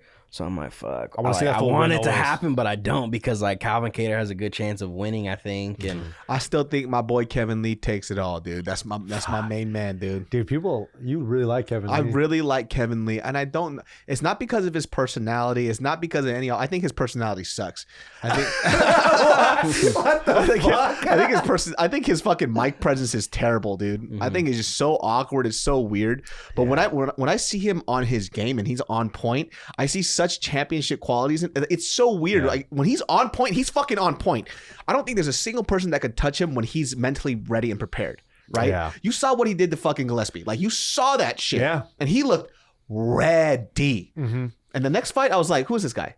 It didn't look like he was like one knock on Kevin Lee this is not coming from me. This is coming from the champion Habib time. He's like, dude, Kevin Lee got no heart. And a lot of other fighters say the same shit, which kind of, and you can kind of like, it's not always the case, but like you could kind of see it when he fought Tony, but then he had a staph infection and he was really sick. But then again, it's like, it was very clear when Tony was like, this is my mat. Yeah. And you can kind of see his facial expression. Like, he's just like, it might be his. Yeah. Like, and what happened, as soon as he said that, he kind of got caught in that triangle and the rest is history. I see the championship quality in him, and the champion quality is just like. I hope he does well though, man. Because you're right. Like he's such a prospect that like he's the dark horse of 155. Yeah, because he has all the tools to be a champion. Like his stand up is really solid when he's on his game, but the way he lost to Oliveira, it's like, man, that sucks because. And he shouldn't have lost to Oliveira. Yeah, man. That surprised me. That's the only reason why I'm like, he needs a little bit of. I don't know if. He's taking a whole year off right now. Yeah, it's just like I think that's Charles good. Oliveira was gonna be able to beat him, especially he like needs that. He needs to do something. Whatever fucking show that Jorge Masvidal went on. Yeah, he needs to, yep. He needs to. Why do you know that? And then because okay, can I tell us a backstory? Go ahead. So one time I go over to Tiff's house or to mom's house, and I'm sitting watching TV with Tiff's mom, and she's like, "Oh, you ever seen this show? It's called Exclatlon. I don't know how to say it, but it's like they grab all these different celebrities. Yeah, celebrities, and they put them on an island. It's like Survivor or some shit, and they play on a team. And I was looking at this dude with long hair, and this is like, I don't remember Jorge Masvidal having long hair. No, he always had a nice clean fade. Yeah, he had like a little fade. He looked like super Puerto Rican. And this fool is on the show, and I'm like, is that Jorge Masvidal? And then Tiff's mom goes, yeah, that's Jorge. And I'm like, how do you know him? He's like, oh yeah, he's one of my favorites on the show. And bro, we watched the rest of the season, and I'll be like, man, this show's dope. And that was a show that really changed him. And he was like, I just did a lot of thinking, and as soon as he came back, he knocks out Darren Till, knocks out Ben Askren, and just goes on a tear. You know, it really goes to show though how much of a mental game this stuff is, right? Yeah, dude, it's so mental, man. Because it's not like Jorge Masvidal's skill set improved, because his skill set has always been there. He's always an amazing fighter. Yeah. But something about whatever happened on that trip, whatever he told himself, he came back a new person. And he said, this is who I am. I'm going to fuck people up, and nothing's ever going to go to decision. He stopped caring, I think. He just was like, dude, fuck it. I don't care. I'm just going to try to knock these motherfuckers out and have fun when he fights. Because he used to not do that when, like, all like the kissing and like the sticking his tongue out when he gets cracked. Like, I don't remember him doing that as much. Every time he gets hit, he goes.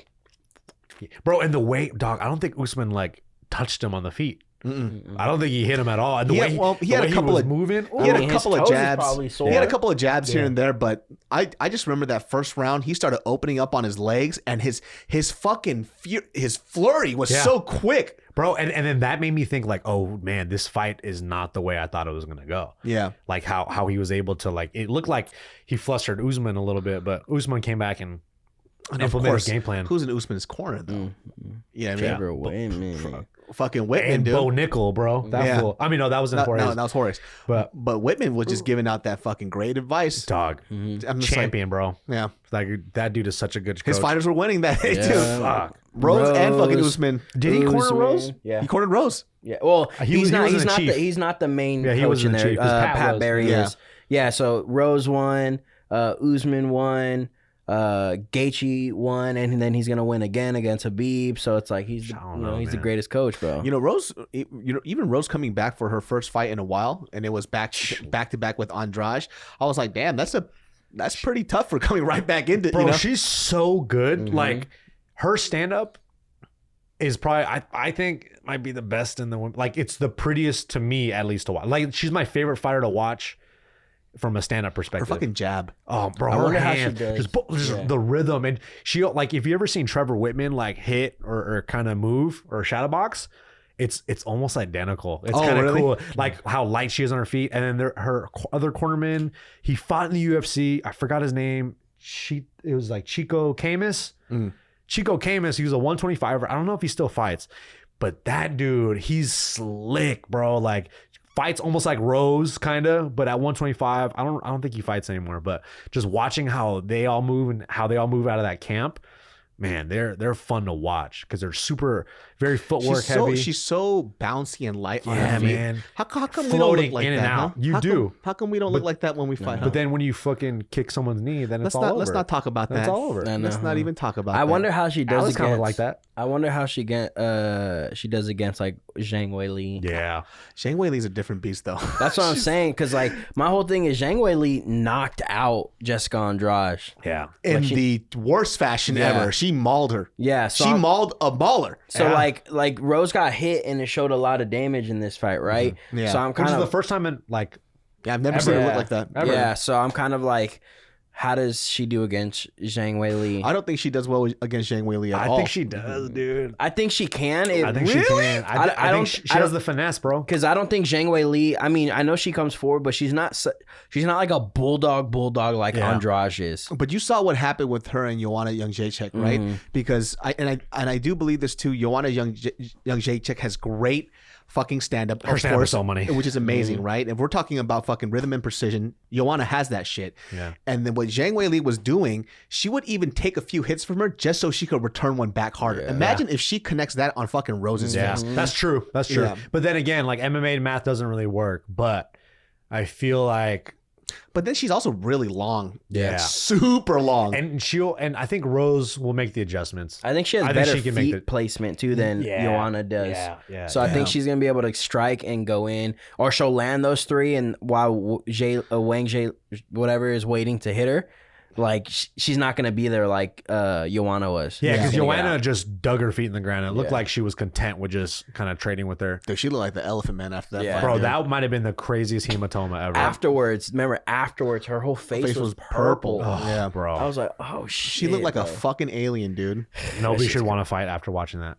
But that was an amazing fight. To me, that was probably one of my favorite fights of all time. Yeah, dude, it's so good. It had everything. It had the brawling aspect. It had technical aspect. It had everything that you wanted in a stand-up fight. It made my little sister and my mom interested in it. They're like, "Oh, this is so cool. This is so cool." Yeah, bro. So that's how you know it's a good fight, when people that don't like fighting are like, people like that can ask for more money. Paige Van Zandt. Like, you know what I'm saying? I know, bro. Like, that makes sense. Who was the last person Paige fought before Rebus? Rachel Ostovich. And Rachel Ostovich, once again, Rachel Ostovich, I think you're a fantastic person.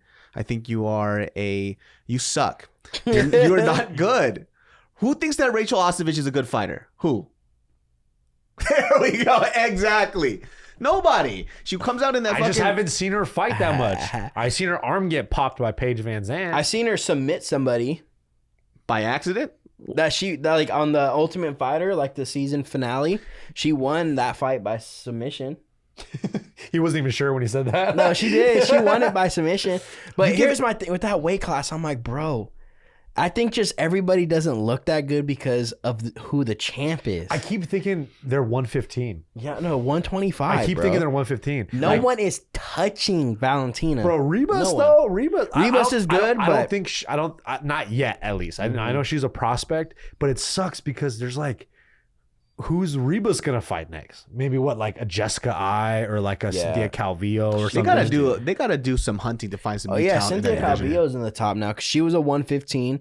She just fought at 125. That's actually a good fight for Rebus next. They should just have them fight some of the guys at 125 or some shit. Let's just see what happens. I bet you Shevchenko gives fucking work to a lot of these dudes. Shevchenko's a baller. Did you see that the Figueroa guy passed he's negative on his second COVID test? What is this fool doing? So his first test was positive, so they had a backup for Joseph Benavidez, but Figueroa was like, yo, like I had COVID like 3 months ago. Why is this test positive again? Right? Yeah. So then they were waiting for another test. He took another test and it's negative. So he just flew out to Abu Dhabi, I think today. Is he just walking around open mouth kissing people? Bro, I don't know what's going on. Yeah, no, I feel like even me just being in Arizona, like I understand why people are getting it so crazy. Nobody cares out there. No one cares. People are just walking around. Dude, I always said this, like 85% of people when I was out there weren't wearing masks. It wasn't wearing masks, you know what I'm saying? Shit. But no, they weren't. And that when I was out there, I was stressed the whole time. Dude, I bet that was so nerve-wracking. Bro, I'm wearing a mask the whole time, and then you just see all these people, they just don't give a fuck. I heard people look at you weird if you're wearing a mask. Yeah, old people too. I'm like, bro, you guys are the ones that are finna die from They don't believe it, huh? I know. I saw one of the most, I was going to say hilarious, but it's not hilarious. That's not the word I'm looking for. The word I'm looking for is tragic. So there was a guy that was. There was a guy. Hold on a second. I'm fucking laughing. You're laughing. This guy, dude. So sad. This is fucking sad. This guy, right? So, oh no. This guy goes on this little tirade about how masks are the dumbest things on earth. He goes, "This is fucking dumb. I don't believe this COVID bullshit." And then all of a sudden he puts up another Facebook post like a week later or something. I saw this. And he goes like, "Oh, I'm feeling too great. I think I got this COVID thing, right? It sucks." And like another few days later, he's like, hey man, this COVID stuff is real. I'm not feeling that great. And then a few days later it was obituary. And honestly, dude, like what? That's why. Hey, bro, I say this: if you are like, oh, I'm not wearing a mask, it's our government, my freedom, all the type of shit. Get it then. Yeah. Go get it. Go get it. Go because when people say that shit to me, it makes it seem like you think it's fake. Yeah. So it's like, then go get it, bro. People are saying like, prove to me that it's not that serious. Go get it. Yeah. I want to see how you feel. The fact that people try to make this argument, right? They say, oh, the government wants you to wear a mask so they can control you.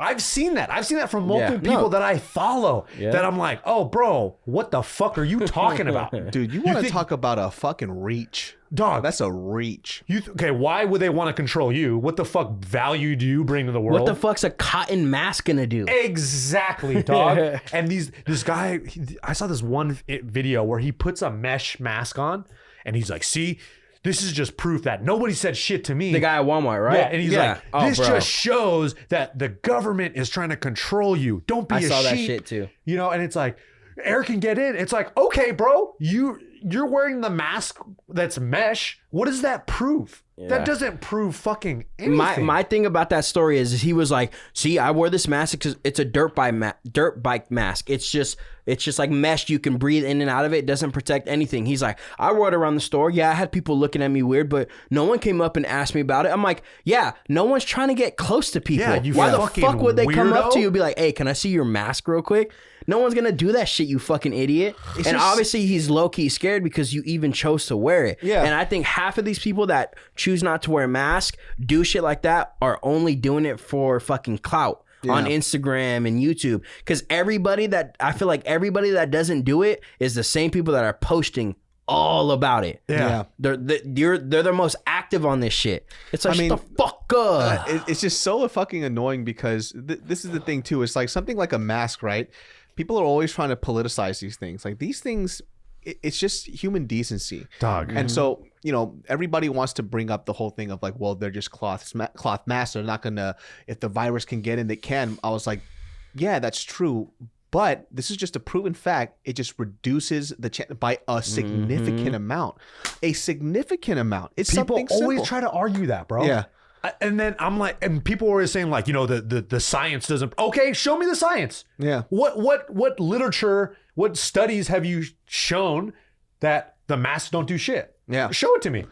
And it's not even that big of a fucking deal. It's just it's not that hard, bro. It's really not that hard. Bro, you think any of us want to wear a fucking mask? I don't want to wear I'm a mouth breather, for Christ's sake. You think I want to wear a fucking mask? No fucking way. Yeah. You know how uncomfortable it is for me? This guy's, when he wears a mask, he almost dies every time. Bro, I'm at the gym and you know what? You get used to it. You fucking get used to it. Yeah, you literally do. It's not that hard to do it. And it's just, bro, it's just people that, there's always people that just want to go against something so they can create a scene about it. And listen, same shit with all these Karens and all that shit, bro. I was not laughing about the man who died, by the way. But honestly, that's what you get, bro. I mean, but I'm saying. That's what you get. That's what you get. That shit's a Comedy Central sketch. Like, how the fuck did that happen to that dude? Hey, oh my God. I will say this though. So it makes me kind of happy, I'm only laughing because there's somebody. So I'm in an office building, right? But this is an office building that has important files that come here, right? So they can't actually shut this down. This is an essential business, which is why I have my podcast here. And you can't shut down podcasts because it's considered an essential business. So as I'm doing this, so there was a guy that's in this office area. We have, obviously it's a closed space, and this dude was talking mad shit about the Ronas. Like talking mad shit about he's it. He's a doctor, right? No, he's not a doctor. Oh, he's not a doctor. Okay, so shut the fuck up. So he's talking mad shit about the Rona, right? And so this office building actually got shut down for about a day to do some deep cleaning. And so we got our COVID message saying like, hey, somebody in this floor specifically had COVID and they're actually out and they're severely sick. So we're just going to do a deep clean in every single office to make sure that everything is sanitized. I'm like, cool. So the guy that I talked to has been missing from this place for quite a while now, right? And so I'm like, where is he? Because he's always here and he's the loudest one. He always has his door open. So I'm like, who's this guy? Like, where's he at? Turns out he's the one that got it. So it's like, what race is he? He's an Asian guy, actually. Wow. Right? Yeah. But it's so interesting too. It's like, just to bring this up as well, since we're going to talk about fighting, fucking Brendan Schaub and Brian Callen. Yeah, they got you know, too. like Brendan Schaub was talking mad shit about Corona. He was outside without a mask wherever, saying that it's the dumbest fucking thing on earth. And this fool gets COVID, and then he's complaining that he can't see his family for 2 fucking weeks. Well, guess what, jackass? That's what you get, you little motherfucker. I'm not going to call him a bitch because he'll knock my ass out. But that's what you get, bitch. Don't knock me out. Yeah, I didn't call him a bitch. I said that's what you get, bitch. Yeah. You know what I'm saying? You're not a bitch. I love their podcast, so I listen to it all the time. Yeah, I like Brendan So it's Schaub's. like, but yeah, hearing them like, you know, they're more on the side of like, oh, well, you got to look at the actual facts. Look at the actual facts. It's on the side. Look at the actual cases. Look at the actual death rate. La, la, la. So you hear all that, but then they go to Texas. They both get it.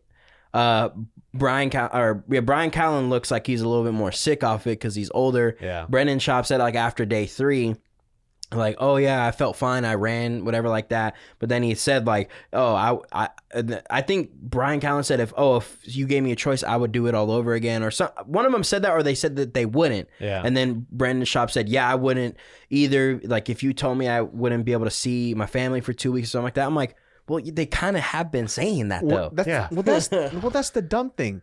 You fuckface.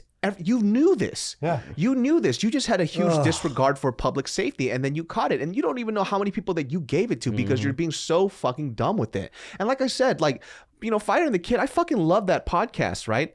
But when people don't understand, when you're on a platform like this, and, you know, unless it's all jokes and you're having fun and you're making jokes, that's cool. But when he was saying that, I was like, oh, I don't think he's joking. I think he's serious. He's just like, you know what? Everybody should go back to normal and do whatever. But look what happened. Like, you caught it. And if it wasn't for the fact that, yeah, we all know that when you're healthy or your immune system's great and all this other stuff, it's a great factor for you fighting off this virus, right? But there's also a lot of people in this world right now, specifically in the United States, that number one, they're not that fucking healthy. Number two, they don't have fucking access to medical care like you guys do, you fucking rich fucks. Exactly. You know what I mean? Or the type of knowledge that you have. So how inconsiderate is that? Yeah. You know? And the time just to take 3 weeks off of work or whatever that you're doing. Exactly. You get to take 2 weeks off, not see your family, and you're fine. Some of these other people, when they get sick, they can't work, and it's already tough for them to work right now. And that's all people were saying. I really feel that's what people are saying, right? Yeah. And that's the thing too. It's like when you talk to people that are in hospitals, it's a very different situation than people that are just like, you know, coronavirus isn't real. It's like, yeah, okay, and they always have a friend who's a doctor. Exactly, bro, suck my dick, dude. What are you talking about? The fact that people want to like go on this tangent about things that they have no idea about. Yeah. Like your video, bro. Like I couldn't say it any clearer because nobody knows what the fuck is going on. Everybody that works in a hospital, every day they're getting new conflicting information constantly. Yeah, and I want to say this too because, you know, I had a conversation with somebody the other day about this, and, you know, their point that they were trying to make, and I kind of had to shut this down real quick, only because I spoke to a lot of physicians, my breast friend. My breast friend. Yeah, so I was talking to my tits yesterday, right? And they're like, oh, wow. So I spoke to my best friend, and, you know, they're talking. One of the arguments that a lot of people say, they go, well, none of this shit's fucking real because the information is changing every day. I was like, well, here's the thing. No fucking shit. It's called the novel coronavirus for a fucking reason. Yeah. It's new. It's brand fucking new. Data is coming out every day. When you get this stuff, when you go to a hospital right now, and some people will give you a prescribed medication to fight off this virus, they're only giving you something right now that they know in that hospital, that they know that work for the patients in that hospital. That information is going to differ from hospital to hospital because all these cases are so different. Like when the coronavirus first came out, and I talked about this on my podcast with my best friend, he said that they initially thought that corona wasn't going to affect the African American community or the black community. And it turns out they're actually one of the most highly susceptible people to the virus. And they found that later on, even though in the beginning it was stated that they weren't.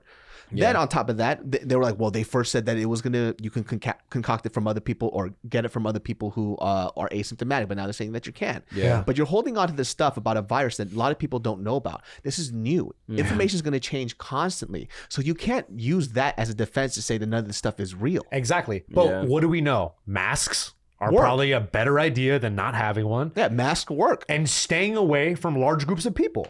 It's literally the two things that everybody can do together, but nobody's doing it. Yeah, and in the medical community too, that's not a debate. There is no back and forth that wearing a mask helps in preventing viruses spread from somebody else. That is just a clear fact. People have been doing it in Asia for the longest time. Yeah. And so, And look at their rates. yeah, it's Bro, great. China's like, what coronavirus? Exactly. I don't know if that's true. No, no, but I know Korea is like that though. Yeah, because I Taiwan, bro. For Yeah. instance, they had like 8 people die. yeah. And they've been preparing for this since like December of last Dude, year. look at North Korea, 0 cases. That's because the first person that had corona, that fool's not on Earth anymore, and it's not because of corona. got shot. I heard Vietnam, the cases are really low. Yeah. Like Singapore, the cases are a lot Vietnam lower. shut that shit down because I was trying to go to Vietnam. They shut it down bro. quickly. I know I officially know the first person that I know of that has it that's actually really sick off of it. So it's like, that's what makes me more frustrated. Obviously, I've been serious about it the whole time because I have a client who's older, so I've always had to be cautious because I can't bring that stuff over to them. But then it's different when someone close to you, not like that I'm personally close with this person, but it's different when you know somebody, when that person's related to somebody that's really close to me and you're seeing how it's affecting them. It changes it. That's what I'm telling you. And that's what I'm saying. All these people that, it's whatever. Just wait until it hits somebody that's close to you. And or it something, sucks bro. that you have to say that because the people, like, do you think any of us like want to be in this position where we can't go to work, we can't do the things that we want to do? Of course, nobody wants to do it. And they just shut everything down again. And I called it. I posted this 2 weeks ago on Instagram. I was like, on my story, like, in a couple weeks, gyms, everything gonna be shut down again. I had like 4 people like, no, it's cutting under control. Bro. Just today, everything's getting shut down again. I was like, I fucking knew it. I had somebody trying to make an argument with me that having a grocery store is just as essential as having a bar that's open. I'm like, what the fuck are you talking about, bro? How? Do you spend 3 hours or however long you spend in a bar at a grocery store?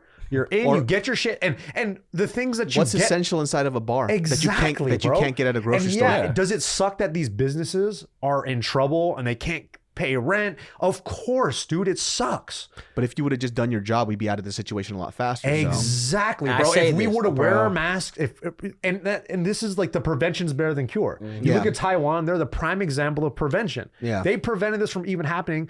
Trump, like people want to say like, Trump's doing a great job, whatever. You could say that if you want, if that's how you feel. But this fool barely admitted coronavirus was a thing until like March. Yeah. You know what I mean? It's like, what are we doing here, bro? And all the states that are like very pro Trump. At the end of the They're day, getting too, hit hard. Arizona. people want to believe people want to believe in whatever makes them feel happy. Yeah, it's and crazy. and that's the sad part because there's also another argument where people are talking about, and this is true, like what they say, well, these people who are dying from coronavirus, they're saying that they're marking it as coronavirus deaths, even though it's from underlying conditions that was a part of the death. Yeah. But this is the dumb part about that argument. See, those underlying conditions prior to corona being in their system wouldn't have killed them. Exactly. So yes, those parts are, that is a corona death. Though, they did have an underlying, whether it was like some form of heart disease, whether it was high blood pressure, a stroke, or whatever that they had before, bronchitis, severe asthma before. They're like, well, see, there was underlying conditions. Yeah, but those underlying conditions were exacerbated because of the coronavirus. Yeah, exactly. So we're not talking about a case where somebody falls out of a fucking elevator and they found corona inside their body. That's different. Dog, Elon Musk says that once on a podcast and everyone uses that as their argument for coronavirus. It's like, what are you talking about, bro? You think that fool works at a hospital? You think Exactly. What? Dude, that guy's a fucking billionaire. Who's like, no one's taking that dude's like, and if you're taking his word on medical advice. Bro, it's like, what are you talking about? And then people want to cherry pick data all the time, bro. That's why that one argument didn't make sense to me. I'm like, what are you talking about? It's like, when is the last time you've ever heard of somebody who died from asthma? Yeah. You know what I mean? Yeah. Who died from fucking asthma. Bro. But some people, people who have had like severe asthma and then they had coronavirus with it, or they had bronchitis this year or something like that. It affects their lungs. They didn't die from that pre-existing condition. They died with that in conjunction with them getting corona together. Yeah. So, And people have taken videos of like hospitals when like coronavirus first started happening. Yeah. And they were like, see, there's nobody here. There's nobody at the hospital. See, they're driving around on the outside. They're like, nobody's here. Yeah. And they're saying that, it's not real because there's not this many people at a hospital like they're saying on the news. But at the same time, hospitals are not allowing any visitors. They're shutting down all elective surgeries. Yeah. So there's a lot less people in the hospital so they can mitigate the spread of coronavirus. The people that are there that have corona too. Yeah, it's like these are all reaches, you know? You know, I think like people are also like convoluting stuff that, you know, Joe Rogan is saying, because I always see Joe Rogan cited all the time. He goes, well, you can't really shut down the country because of the percentage of people that are dying from everybody else. But it doesn't mean that Joe Rogan is not being cautious. You know, because check this out. They're like, well, he's running his podcast, but did you know that everybody that comes into his podcast, they get corona tested? Exactly, bro. So it's not like he's out there not believing that it exists. Yeah. You know, so once again, it goes back to people wanting to believe what they want to believe. I think what he's talking about, and I haven't listened to, you know, the specifics, because I do listen to his podcast, but what it sounds like from what he's saying is that he just doesn't believe that the country should be shut down, and that there's other sides to look at besides, you know, shutting down businesses because, you know, the economy is going to shit and other people's livelihoods are being destroyed. That is far off worse than them just getting corona. That's his argument, right? Which I do understand, but I don't think he's saying like don't wear a mask. Exactly. Yeah. You know, maybe he is. If he is saying that, I highly disagree with that shit. Yeah. But you know, like I said, his boy fucking Brendan Schaub got it. He can't see his family for a couple of weeks. Yeah. He's a young, healthy guy with a lot of fucking money, so obviously it's not as big of a problem for you. He's gonna be fine. Which is fine for you, man. That's cool, but that's not how it is for everybody else. Exactly. And for you to walk around and just tell people that, you know, fuck this virus is dumb, it's like, well, this is what you get. Yeah. You know? Yeah, it's weird. It's just weird how ignorant and stuff people are. Like, usually every time I go to Arizona, I visit my family, all that type of stuff, I'm always like, damn. When I'm driving back, I'm always having this thoughts like, man, should I move back? Should I move back to be with my family? This last time, after being out there and just seeing how ignorant people are about all this shit, I'm like, I could never move back here. I'm just so different. I feel like I'm so different. I'm on such a different wavelength than everybody that's out here. Not like a lot of people, right? Me and my family all think the same, but just like seeing it, I'm like, I couldn't live out here with a lot of these people. I'd probably get shot by somebody because I wouldn't be able to hold my tongue at a specific point in time or something. So I'm just like, it's just so weird. And it just to see people like, oh, my freedom. It's like, stop it, bro. They're not like, it's like, so fucking weird to me, bro. Even the argument just kind of baffles me because I just want to ask, like, what freedom? What are you talking about, bro? What is being asked of you? What do you feel like is being stripped away from somebody asking you to wear a mask? And this is the thing I will never ever understand is like how you equate your rights as an American citizen being taken away when the government asks you to wear a mask in a global pandemic. I don't think people understand this is the first like huge global pandemic at this scale ever in the history of the world. In my whole life. Yeah. And there was most people's lifetime. Yeah. Like not just like the Spanish flu type of shit. I'm talking about every fucking country in this world is worried about this stuff. So I don't understand why that doesn't wrap. I think it has a lot to do with this country's kind of, what's the word I'm looking for? It's just like it's very egocentric. You know, we're all supposed to be one. We're all supposed to help each other. We fight for each other's freedom. We're supposed to support each other. But the concept, but this country's, and you can record me. This country's identity in terms of national pride is so different from state to state to state to state. We are this considered. We are supposed to be considered this country that is like in the highest of power. But we as American citizens can't even agree what it is to be an American. It's not like that in other countries too. That's so true. Right? Like I don't think it's like that. I'm not going to say in other countries, but like for example, like Korea or Japan, Taiwan, they have a sense of nationalism. They all know what it means like to be this one thing. Us, because of how this country began and how it started, nobody has the same definition of what it is to be an American. There are people who are national in this country that believes that in order to be an American, you have to be white skinned, born here, white, and white. And right? That's all the racism going on right now. Too. It's so insane. And this coronavirus brought out so much racism. No, it's bro. like, can we talk about that shit? Because I've been seeing all this shit about these like white people, these fucking busted ass, like trashy ass white people that go to the fruit guys, and they fuck with those fools, bro.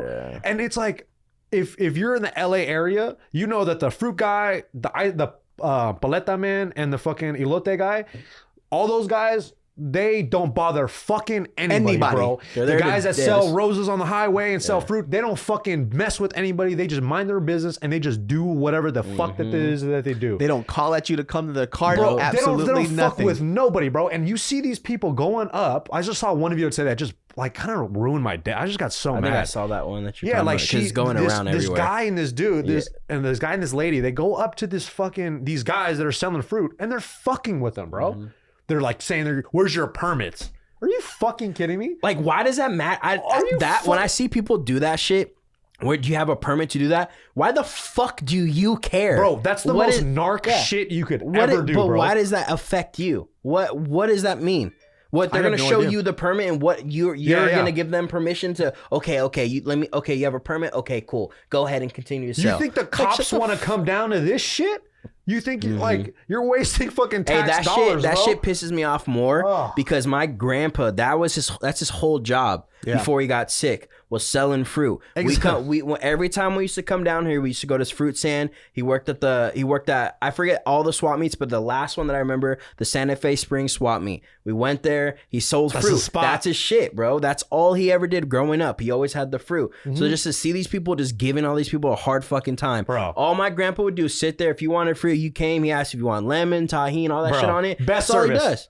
No better service. And the it's fruit so fucking annoying, always bro. ripe. Yeah, it's never not ripe. Yeah, where did they get their fruits from? What the fuck? The last time I went to my grandpa's house, my dad's like, "Oh, go there and ask him for fruit." I was like, "All right." That's tight. And it's different because when he gives me fruit, it's like in black bags. Yeah.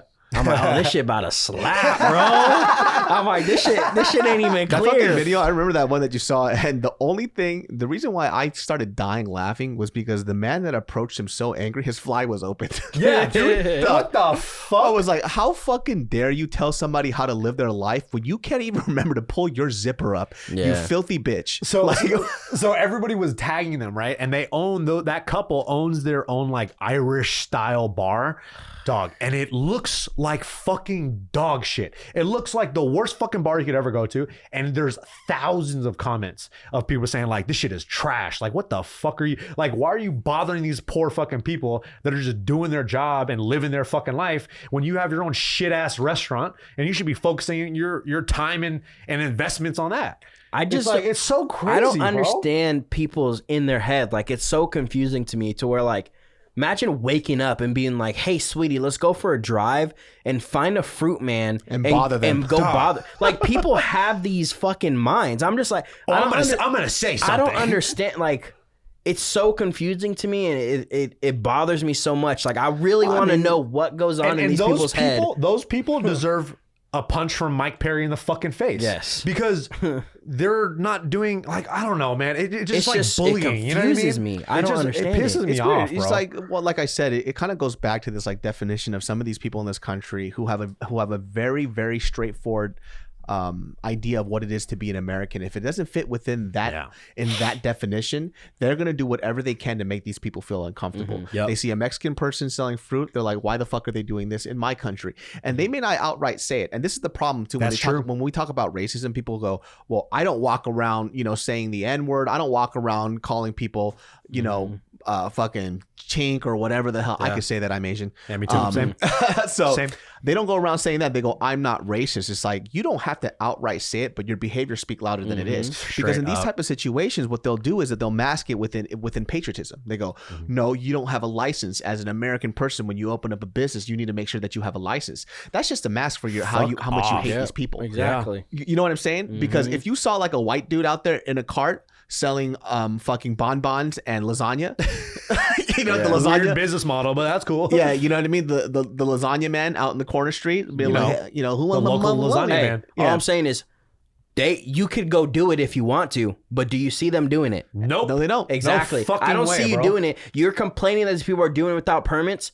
Then you take over. Go do it. Yeah, I don't see you're just as able to go do it as they are. Yeah, fuck, I don't your see fucking you little kids making that shitty ass lemonade. You don't see anybody harassing your white kids doing that shit, bro. And I remember too, I saw this article where there was these two young black girls who had a lemonade stand, and somebody else asked them if they had a business license for a fucking lemonade. They're kids, bro. For a lemonade stand, dude. Get the fuck out of here with that shit. From now on, if anybody that goes up to somebody that's a street vendor and you ask them for a permit, they deserve to be punched in the fucking mouth on site, bro. That's it. Because if you're going to come to someone with that type of energy, expect it back. I wish somebody punched that fucking guy in the head. And I'm sure police have done it right here and there because there has been videos, but I feel like the majority of the videos that you see of people questioning these vendors, they're not police. They're not. It's just random ass fucking people that want to go do it. Yeah. So it shows you who actually cares. It's not the people that are actually enforcing the fucking law. It's people that are just being racist as fuck. If you have to go and question a street vendor, you're fucking racist to me. I don't Straight give a up, fuck. bro. Facts. You're just racist. That's the new fucking. That's the new racist. I just don't want to wake up in the world where during the summer I don't see a fruit man, dude. For real, bro. Shout out to the fruit man in front of Target next to my house. I know, man. dude. That one all the time, bro. That I'm one's telling you. fucking slaps, That bro. was fucking fire, dude. I love that guy. The one in the Rose Bowl. We went to the one in the Rose Bowl And today. dude, it's $5 usually. $5. How do you sell that much fruit for $5, Yeah, dude? bro, Somebody has to let me know what's going on in the Mexican community. How do you it. sell 7 pounds of fruit for $5? It's cheaper to get it from him than it is to go to the grocery store, Bro, Like, You're gonna cut it for me? No way. It's a lot of work too, bro. Trust me. That was literally my grandpa's career was selling fruit. So like when you go there and watch, because like people like us love that shit, he's busy all fucking day that he's at the swap meet selling that shit, bro. Alex gets the mango, skin on, tahini, lemon on it. He's like, leave the skin on, bro. He's like, you don't want me to cut it? He's Hey, like, my nah, leave it grandpa on. know. Hey, my grandpa raised my poppy. You know what I'm saying? So that's how we ate that shit, bro. You know why his grandpa stopped working? Is because nobody wanted to buy his mangoes with the skin on. Like, why wait, they why just does came your in- mango have He's skin? like, fuck, this is a whole How come, mango. nobody, how come nobody comes to me? Because you don't skin the fucking fruits, guy. Skin the fucking fruits. Hey, bro, that was low key like a perk though. Every time we came here, we stopped there to visit our grandpa. Gave us a fresh thing of fruit. So fucking bomb, bro. And man, shout outs to the immigrants in this world, dude. Bro, of course, It's just weird, bro. man. If Hardest it- workers, dog. just mind your own fucking. If Mind it your doesn't, own business, if it doesn't bro. affect you in a negative way, just mind your fucking business. The thing man. I can't stand the most is they're taking our jobs. Shut You're the not trying to fuck get that up, job bro. anyways. And you know you can't cut fruit, Yeah. especially at that speed. All the busboys I used to work with, bro, are the hardest workers I've ever met in my life, course, dude. bro. They'll work an 8-hour shift at one job, leave, and do another 8-hour shift somewhere else. Dude, Burger if you King. watch the George Lopez stand-up special, which I thought was fucking hilarious. The newest one? Yeah. Did you watch that shit? Nah, I haven't I haven't seen it. It's I haven't just, seen it. I mean, it's not like George Lopez is, doing intricate jokes. Yeah, It's just, it's like just says same the, old- the dumbest one-liners ever. This fool said that he had a Mexican worker at his house that fell off his fucking roof, and he said they're such hard workers. He said he'll make up for the hours when he was in midair. You know what I'm saying? Like George Lopez is fucking dumb, dude. Like he says like the dumbest fucking shit. Fuck, bro. It sucks, bro. It just sucks. Especially like back home where I'm from. It's a lot of racist against Hispanic people too, Yeah, bro. right? So like you see it a lot too. You know, we had Sheriff Joel Pryor out there, right? Racist as fuck. I remember. Open about it, huh? Yeah, and I remember they put the whole SB 1070 law. I was living out there when they did this shit, right? So it's just it annoys the fuck out of me. And when I see these people, like that's basically it. In my opinion, I don't care what anybody says. If you have to go and question these people, like these gardeners and shit, when I see these people, I feel bad. Because I'm like, dude, they're working so fucking hard. And you know they're just getting disrespected. They're getting thought of disrespectfully all day and shit. When all these people just want to do is work and go home and support their family. Yep. Like he was saying, Burger King, bro, 3 of the workers opened my store that I worked at, Burger King, 5 a.m. to 2. They would drive across like fucking 45 minutes, go to another Burger King, work the closing shift. That was their fucking life. And then these people are like, oh, they're taking our jobs. I don't see you wanting to do that. Yeah, bro. You're not going to do that shit. You gonna work 2 shifts on one day? Go fuck off, bro. It's Stop so it. fucking annoying, Stop bro. it. I don't like these people, man. Punch them all in the face, bro. Now it's like, you know what? Do it. Yeah, I just saw this fucking video. This Hispanic person was at a Trump rally. I don't know if he was part of it, like there to support Trump or not, but these people start yelling at him like, build that. It's like these old white ladies and this white guy, right? Build that wall. Build that wall. Go back to Mexico. I'm like, bro, I can't believe there's people actually like I'll punch this an old dude in the face. in the fucking world, Well, bro. It's it's- like, what is wrong with your fucking head? I don't understand Well, it. it's just hard because, like, I think like one of the shocking stats that a lot of people don't realize is still how much white people are in this country. Like, there's still a majority of, because we're forgetting all the middle states. We're forgetting all that stuff. We're in such a bubble too. Exactly. We're So, such a bubble. You know, I brought this up in the last podcast where when Trump had his rally and he made the Kung Flu joke, and that was at a church, and everybody was cheering their fucking heads off. Yeah. Right. And that's so crazy to watch. Yeah. But even then too, like I even know a couple of Asian people that they don't understand why saying China virus is racist, right? Yeah. And it's because once again, but these two also, they live in a small bubble. They don't go outside of their house. They kind of stay with the same amount of people. And then we had a long conversation about why. And they're like, well, the virus came from China, so I don't think that it's racist. And for them too, because they actually do have certain racist behaviors that they don't know as Asian Americans. That I had to explain to them. I was like, see, like I said, you think everything is black and white. You think you have to walk around and say racial obscenities for you to be a racist person, but that's not it. It's in your behaviors and how you say things. How you treat people. Exactly. And so what I said to her was like, the moment that he said that, right, and you see a church that's supposed to be a pinnacle of righteousness and justice in this country when they talk about, the Christian religion. I grew up as a Christian my whole life. That's what our foundation is. But when you say something like Kung Flu, which is something that is it's a racially charged phrase. And when you say it with a fucking smirk on your face. Exactly. And it's a racially charged phrase that has caused people in this country who are also Americans to get beat up, jumped, get fucked up. But not even in this country, in Canada as well, in Australia. And you can't say, and you could sit there and say that that's not racist because it came from China. Yeah, the fact is the virus came from China. Yeah. But the word and the adjective that you use to describe people in this country as Asian people was used as a word of hate. So that's why it's racist. Yeah. A lot of people see these things as black and white situations, and they don't want to read in between the lines, and they don't want to see the information that came before that allowed this thing to happen. So for example, like I had a conversation with somebody else where we were talking about they believe in like makeup and art, right? And they go, well, is it racist if I, everybody calls it blackface, but what if I did my makeup and art to look exactly like a celebrity, right? Like a black celebrity. I was like, yeah, that might look really cool. I was like, but here's the problem. Like when you say that, the difference is you are also ignoring the history of this country and what people went through, right? Yeah, it's great. You did something that made you look like whatever celebrity that you're looking for. That's fine. But you have to be very dismissive of what people are going through this country till this day. You don't even realize that segregation wasn't even that long ago. Yeah, that's what people don't realize. That shit wasn't long ago, bro. Why are you trying to find loopholes? Well, that's what I'm saying. Blackface. So I'm trying to. I'm telling them, like, people in this country are still alive that went through this type of racism, and not even just still alive. There are people who were born in this country now that still go through this type of racism. You're talking about the stuff as if it's antiquated, and it's not an antiquated concept. It's still happening now. Like it's all over. Yeah, that shit. Yeah, that's like we're all good. This is a little different, but even like with like the Holocaust and all that type of shit, right? It wasn't that long ago. It wasn't that fucking long ago. So like this racism, all the racism, dude, it wasn't that long ago where black people couldn't drink out of the same water fountain. Dog, that was like, bro.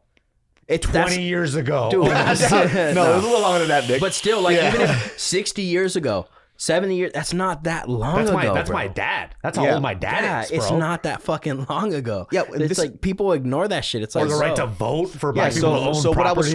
what I was trying to explain to them too, and when they brought that up, was they were also mentioning that they had so for example, this person actually dressed up as a black celebrity, right? Did the makeup or whatever. She she loves makeup, whatever. And she was kind of basically, her argument was that people have gotten more sensitive now. So back then, 10 years ago when she did it, people weren't as mad. I was like, well, who are the people that are in your circle that wasn't mad though? I was like, who are they? I was like, I guarantee you there were probably other Asian Americans in your circle that, guess what, haven't grown up around black people. Yep. Don't know black culture. Yep. What I said to her was this: if I looked at your photo album, if I had a video of your whole past, how many black people would I see in there? Probably none. Yeah. Maybe one or two. And she says, well, I have a black friend who said that it wasn't that offensive to them. I'm like, that's cool. Wasn't that offensive? Yeah. I was like, well, let me put it in this perspective now. Would you have done that makeup thing if your group of friends were 7 or 8 black people and you were the one Asian girl? Yep. And she said no. I was like, so you see my perspective, right? You do stuff that you think is okay because it's okay within your circle, but you have to look at stuff that's not within your culture. And what I explained to her once again was this: I was like, when you're, let's say for example, I'm a Korean dude, right? I meet this white guy, black guy, Mexican guy, I don't know. And they start telling me how I should feel about stuff that offends me in the Korean culture, right? Because they have one Korean friend. Yeah, shut the fuck up. I was like, you would probably fucking irritate. And she goes, yeah, that'd be really weird. I was like, you're essentially doing the same thing. You have a very stark and staunch opinion about a culture that you know nothing about. You haven't befriended a black person, not even a black person, just haven't been around the black community. Yeah. I was like, even my just because you have one black friend doesn't mean you can do whatever. Exactly. Exactly. That's the weird thing. It's like, so your one friend didn't find that offensive. She goes, well, the point that I'm making is that not everybody's going to feel the same way. I was like, of course, that these are facts. But there is people that are going to feel and that's that way. And the fact of the matter is that's the majority of people. I was like, 10 years ago, you did that in front of my friends, you would have got fucked up. Yeah. That's 10 years ago. And you keep bringing up this time thing as if, once again, this racism thing is an antiquated thing, and this new form of what's it called, like social awareness, is the reason why people are sensitive about racism. They're not. You lived in a small bubble, and this person lives in an area with a population of like nothing. Yeah. So it's like, you can't say that because that's where you live. And I stop doing blackface. And so, like, you know, and I had to tell her, it's like, what is the point of you fighting for that too? What are you trying to take away? Yeah, what a weird hill to die on. Exactly. And so, you know, I think this person walked away and they understood where I was coming from. And listen, I get where this person is coming from too, in the sense that they don't have a malicious intent. Yeah. But they have to understand their why. Why do you have to? And understand the times too. That's exactly what it is. Like, just know, like, all right, this isn't the best time to do it. Yeah, and like, you're fighting to do it still. And I explain this too. Maybe 10,000 years from now in the American society, people might be able to joke about it, right? Like, people make jokes about, you know, pillaging and murders that happened 30,000 years, I don't know, 10,000 years ago in some Greek village or some shit. And nobody really cares that much. But you have to realize racism in this country, specifically with the Black American community, is still going on till this day. It is not an old thought. It is something that's happening now. And if you haven't watched the news, which they said they don't watch the news because they don't want to be affected by, you know, media, then I don't know what to tell you. You're not living in the now. You're living in your small bubble, and you want people to empathize with you, but you don't want to empathize with the stuff that's going on in the world. So exactly. And that pisses me off. I have to leave because it just makes me so mad. I have to pee so bad, dude. Okay. Well, that wraps up this episode of the GeniusBrain Podcast, everybody. Nick, where can they find you? Hi, my name is Nick. I don't have a penis. And at Nick the Ear. At Nick the Ear. At Nick the Ear. And Alex, where can they find you? You know you're going to have to plug that Twitch though, baby. Yeah, LIFFGODD on everything. Instagram, Twitch, all that. I deleted the TikTok because I guess it's not that safe to have a TikTok anymore. Oh, that's why I don't have a TikTok. Yeah, Instagram, follow me on Twitch. You already know what it is, baby. Yeah, we'll see y'all next time. Peace.